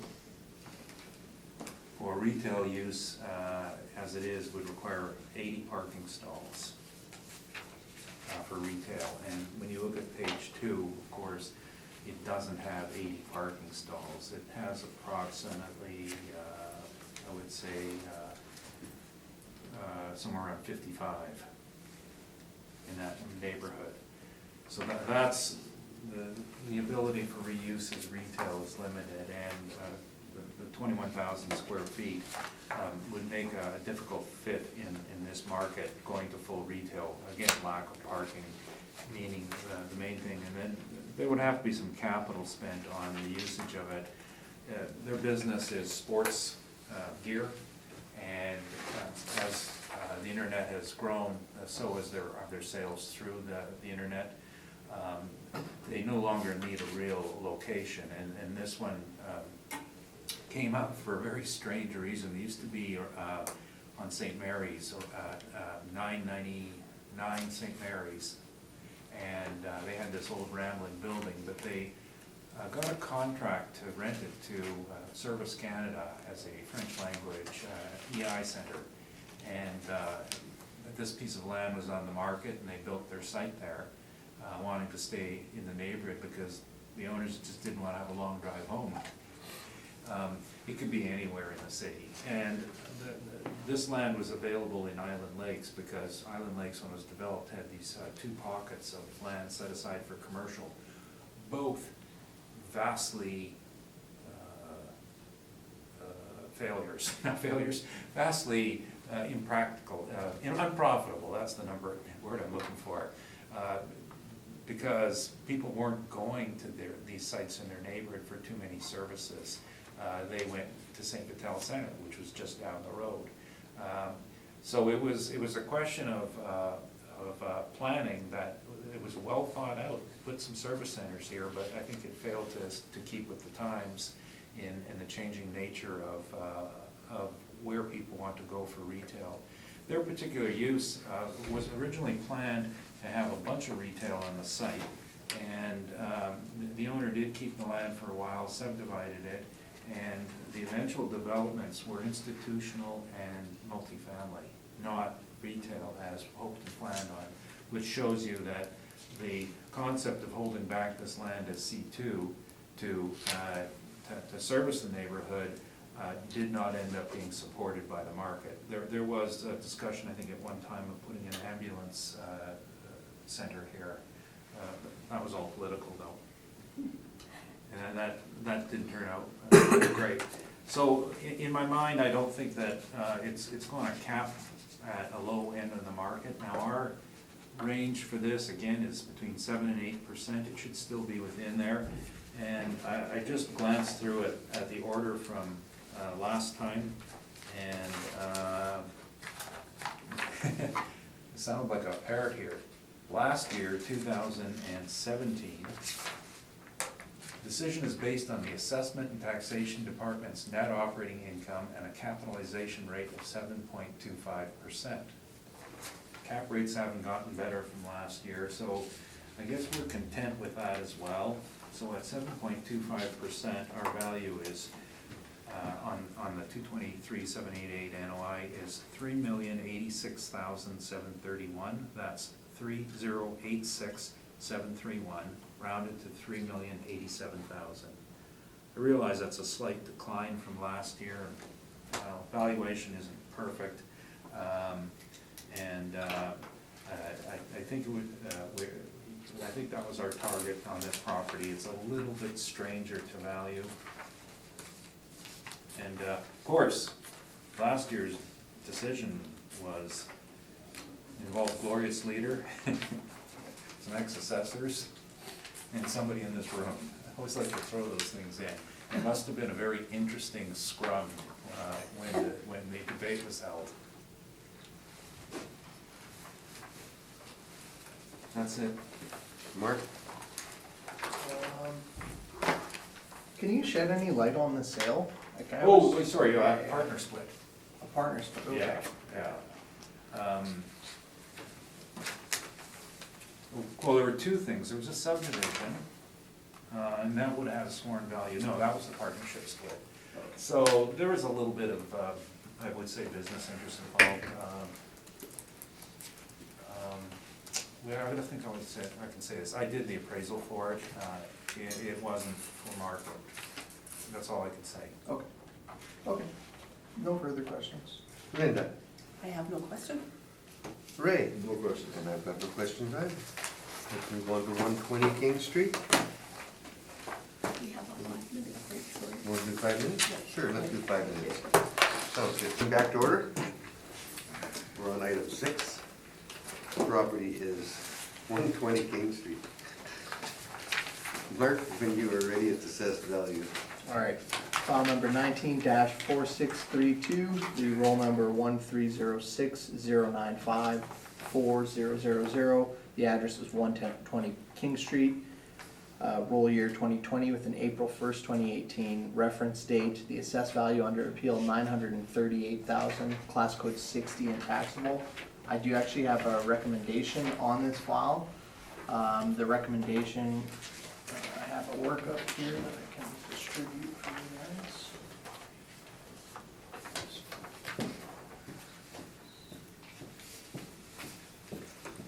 Looks like a familiar building. Rocky has it already just before. Should I go for lunch? Thank you. So, the rationale for the recommendation here was to bump up the cap rate a bit to 8.7, up from the original cap rate of 8%.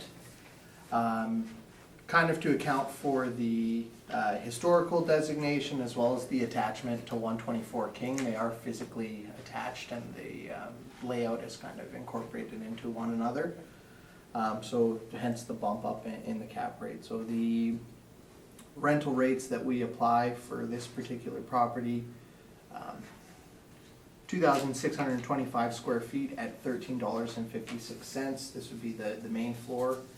The basement, we've applied a nominal rent of $1. I believe in 120 King in the basement is where the kitchen is located. So it is part of the usage of the restaurant there. And then the upper level we have at a slightly lower rent, $10.13 a square foot. Vacancy here, 3%, non-recoverable expense allowance at 2%, and shortfall at $7.50 a square foot for a net operating income of $59,838. Again, the cap rate 8.70 for a capitalized and rounded value at $688,000. Rocky? We spoke about this earlier, and we're gonna agree with the income and just debate the cap. Just the cap? Okay. So I'll just quickly run through the brief. Page 2, you'll see that the owner responded to both our requests for information. There is a few subject sales shown. A couple of them are dollar sales with a sworn value. I'm not too sure on the details as to what's included with that, so I didn't really weigh too much on that at all. Page 3, you'll see some of the rental comparables. I used downtown restaurants in the downtown area. There's a range here, $14 up to $21. I don't think that the model rents are unreasonable at all for this property. I think that they're good, and I think the applicant agrees with that. So we'll skip through the old workup. Page 6, you'll see the map view, just again showing where the subject parcel is. I think most people are familiar with this property. It's the King's Head Pub. And it's an interior lot on King Street. Page 7, you'll see just some aerial photos. And page 8, you'll see the street view of the subject property. Page 9 and 10 is the income and expense questionnaire as submitted online by the owner, and again, the printer has done a very poor job of printing a clear copy of it, so I do apologize for that. The cap rate table here does not show restaurants, so it doesn't really have anything relevant for this discussion, and then some excerpts from the Municipal Assessment Act with our standard addenda package at the back. That's all for my presentation for this property. I'm open to any questions. Mark, any questions? Right, now you mentioned that the change in the cap was due to it adjoining the other property, possibly historical designation. Is there something else? Just- So those were the main Yeah. kind of things that I considered when I looked to up the cap rate a bit. Right, and in your mind, what would be the restrictions due to historical? Like, you've obviously heard the debate that people have presented, myself included. Correct. What are those considerations? Well, there's certain items that would have to be preserved of the Right. physical structure, certain physical elements, maybe interior, exterior elements, that if there was a change in use, the new If something usage had would have to be to. repaired, you'd have to Correct, try to go correct. back Yep. to. And then the other consideration was just the physical attachment to the 124 King. If someone was to buy 120 King, they would either have to close off. Right. Right, like it would be difficult to buy one and not the other, as they're physically connected. Okay. Did you research into the easement request by the property owner?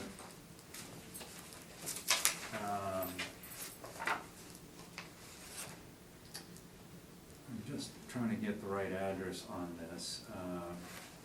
The property owner that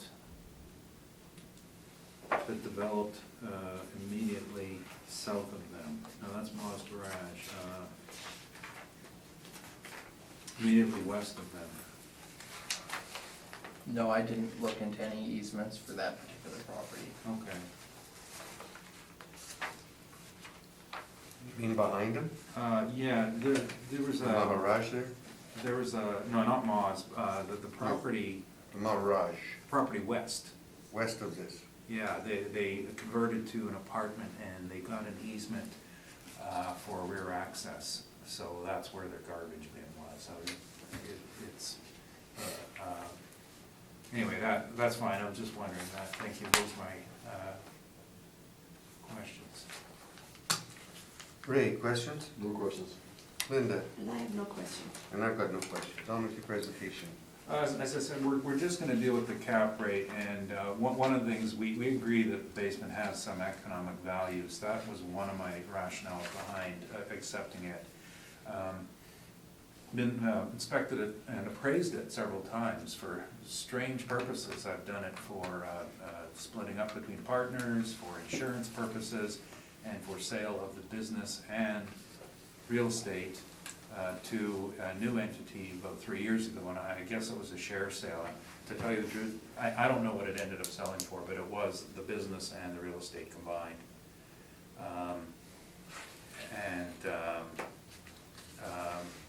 So it is, as the assessor, and we're gonna make this quick, because I'm not even gonna bother repeating this all in the next property, all the same issues. They took out the walls between the two properties. Both properties are on the historical designation. Now, technically, I don't know if they could do that, but they did it before. There were restrictions on the usage. It was done a long time ago. The two properties are not just joined and open, but they're at a different level. So this does provide a bit of a problem on barrier-free access, especially when you've got a bar operation, a food service operation.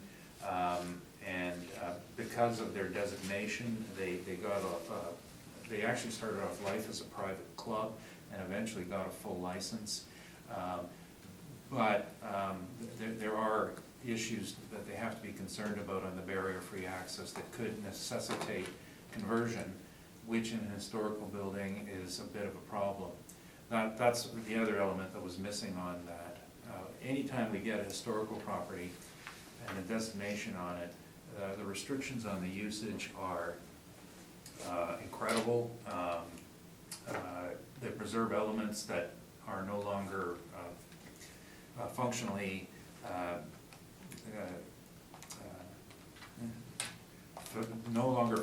fulfill their role, basically functionally obsolete, and they can't be replaced.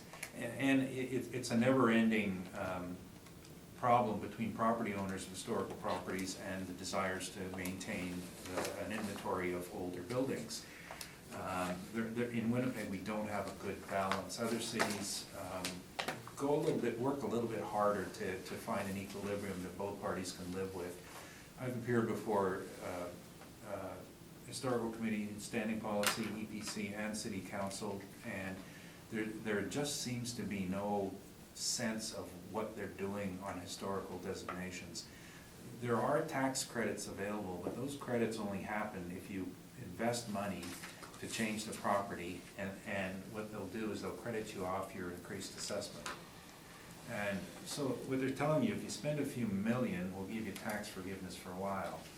But we have 5 million square feet of property in this age in our city, and that doesn't address more than 10% of our stock. The other 90% of our stock will continue and labor on as they have. Many owners have come with really good adaptive reuse concepts, which are stalled by historical, and there's a real inflexibility. The best case scenario is if they have a good plan, they get delayed by 3 or 4 months for civic approvals, and they have to spend maybe 10 or 15% more. Worst case scenario, they can't do anything with their sites. So I don't think, I think the assessor did a very good thing by recognizing it. I don't think we're changing our mind from 9.75%. Now, we did put in that no parking was another issue. It's true, downtown you don't need parking anyway, so if your comps are from downtown, you're probably all in the same boat. But running a bar these days, there is a certain amount of parking, even if it's access to parking, valet parking, that sort. And the other issue is, as a restaurant, a 2-story is 2 problems. Again, we're a single floor city, and you have to worry about barrier free. The band, by the way, plays upstairs, not downstairs. So there are limitations. So at 9.75%, the assessor's cap works out to 613,723, rounded to 614,000. I think that's a significant increase over last year.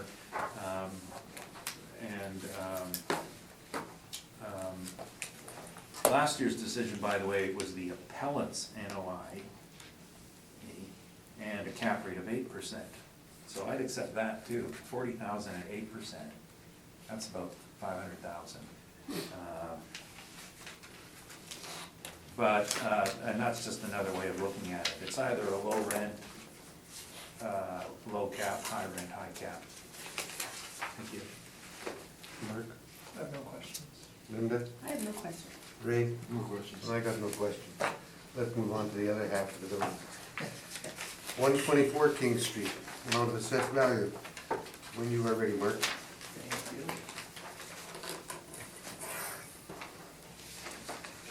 So file number 19 dash.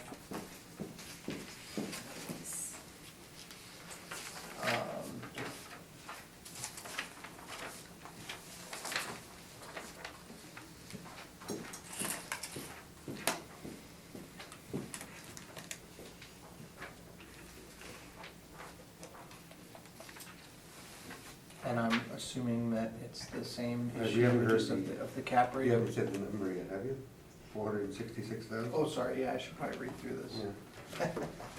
We got it, but you should read it. Yeah, so, we have a total leasable area here, 5,625 square feet. Main floor area, 1,875 square feet.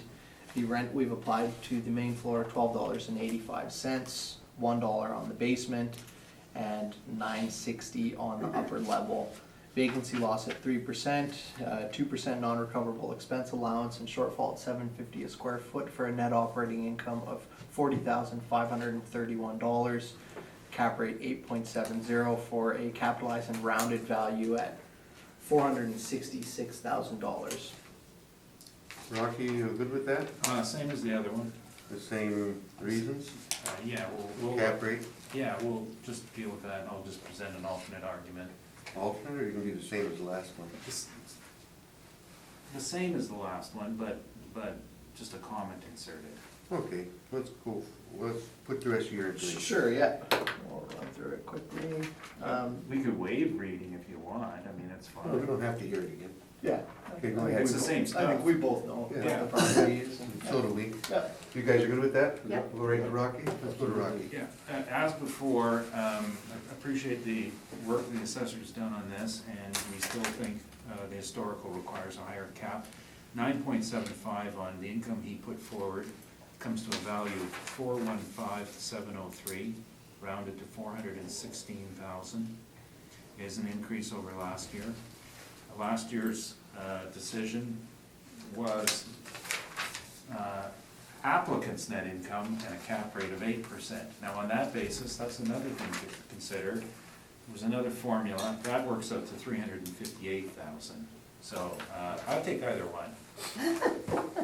Same with the last one, they were both the same, it was applicant's net income 8%. I disagree with the 8% entirely. Questions? No questions. Ray, questions? Linda, none? And I've got none. Let's move on to the last one on the agenda, which will be 1440 McPhillips Street, and its amount of assessed value. Mark, when you are ready. Sure, thank you. File number 19-4748, the roll number 0500-941-2700. The address is 1440 McPhillips Street. The roll year 2020 and April 1st, 2018 reference date. The assessed value under appeal, $1,458,000. I do have a recommendation for this property. I can pass it, no, I can pass it down here. No, just pat, don't be sad. Pat it. We'll get it this way. So basically, what was done here, a few things, I corrected the leasable area. Prior, we had just over 3,700. The mailer showed 3,600, so I went with the 3,600. I overrode the rent to $17. The model came in just a bit higher, and if you look at page 4 of the brief, you can see that the original rent in place was $17.39. So I overrode that to $17, and the cap was adjusted 1.25% for consideration of the parcel shape and the excess land location. So basically, with the current improvements on this property, makes it very difficult to do anything with the back portion of the parcel. And if you look at page 7, you can see the parcel shape and where the current improvement sits on the property. So they're in the previous cycle, this was the same methodology we used for adjusting the cap rate. I've basically followed that through to this cycle. The resulting value here is $1,107,000. Rocky, you good with that number? Yeah, we're gonna agree to it, and I do have to get the owner's approval on it, because there's fire hydrant issues. It's a funny story, but yes, You're agreeing with the rec, that's what counts. I am. Agreed. Got that? Thank you very much, gentlemen. That concludes the matter, unless somebody's got questions, I'm sorry. No. No. Then we'll call it a day. Thank you very much. Thank you.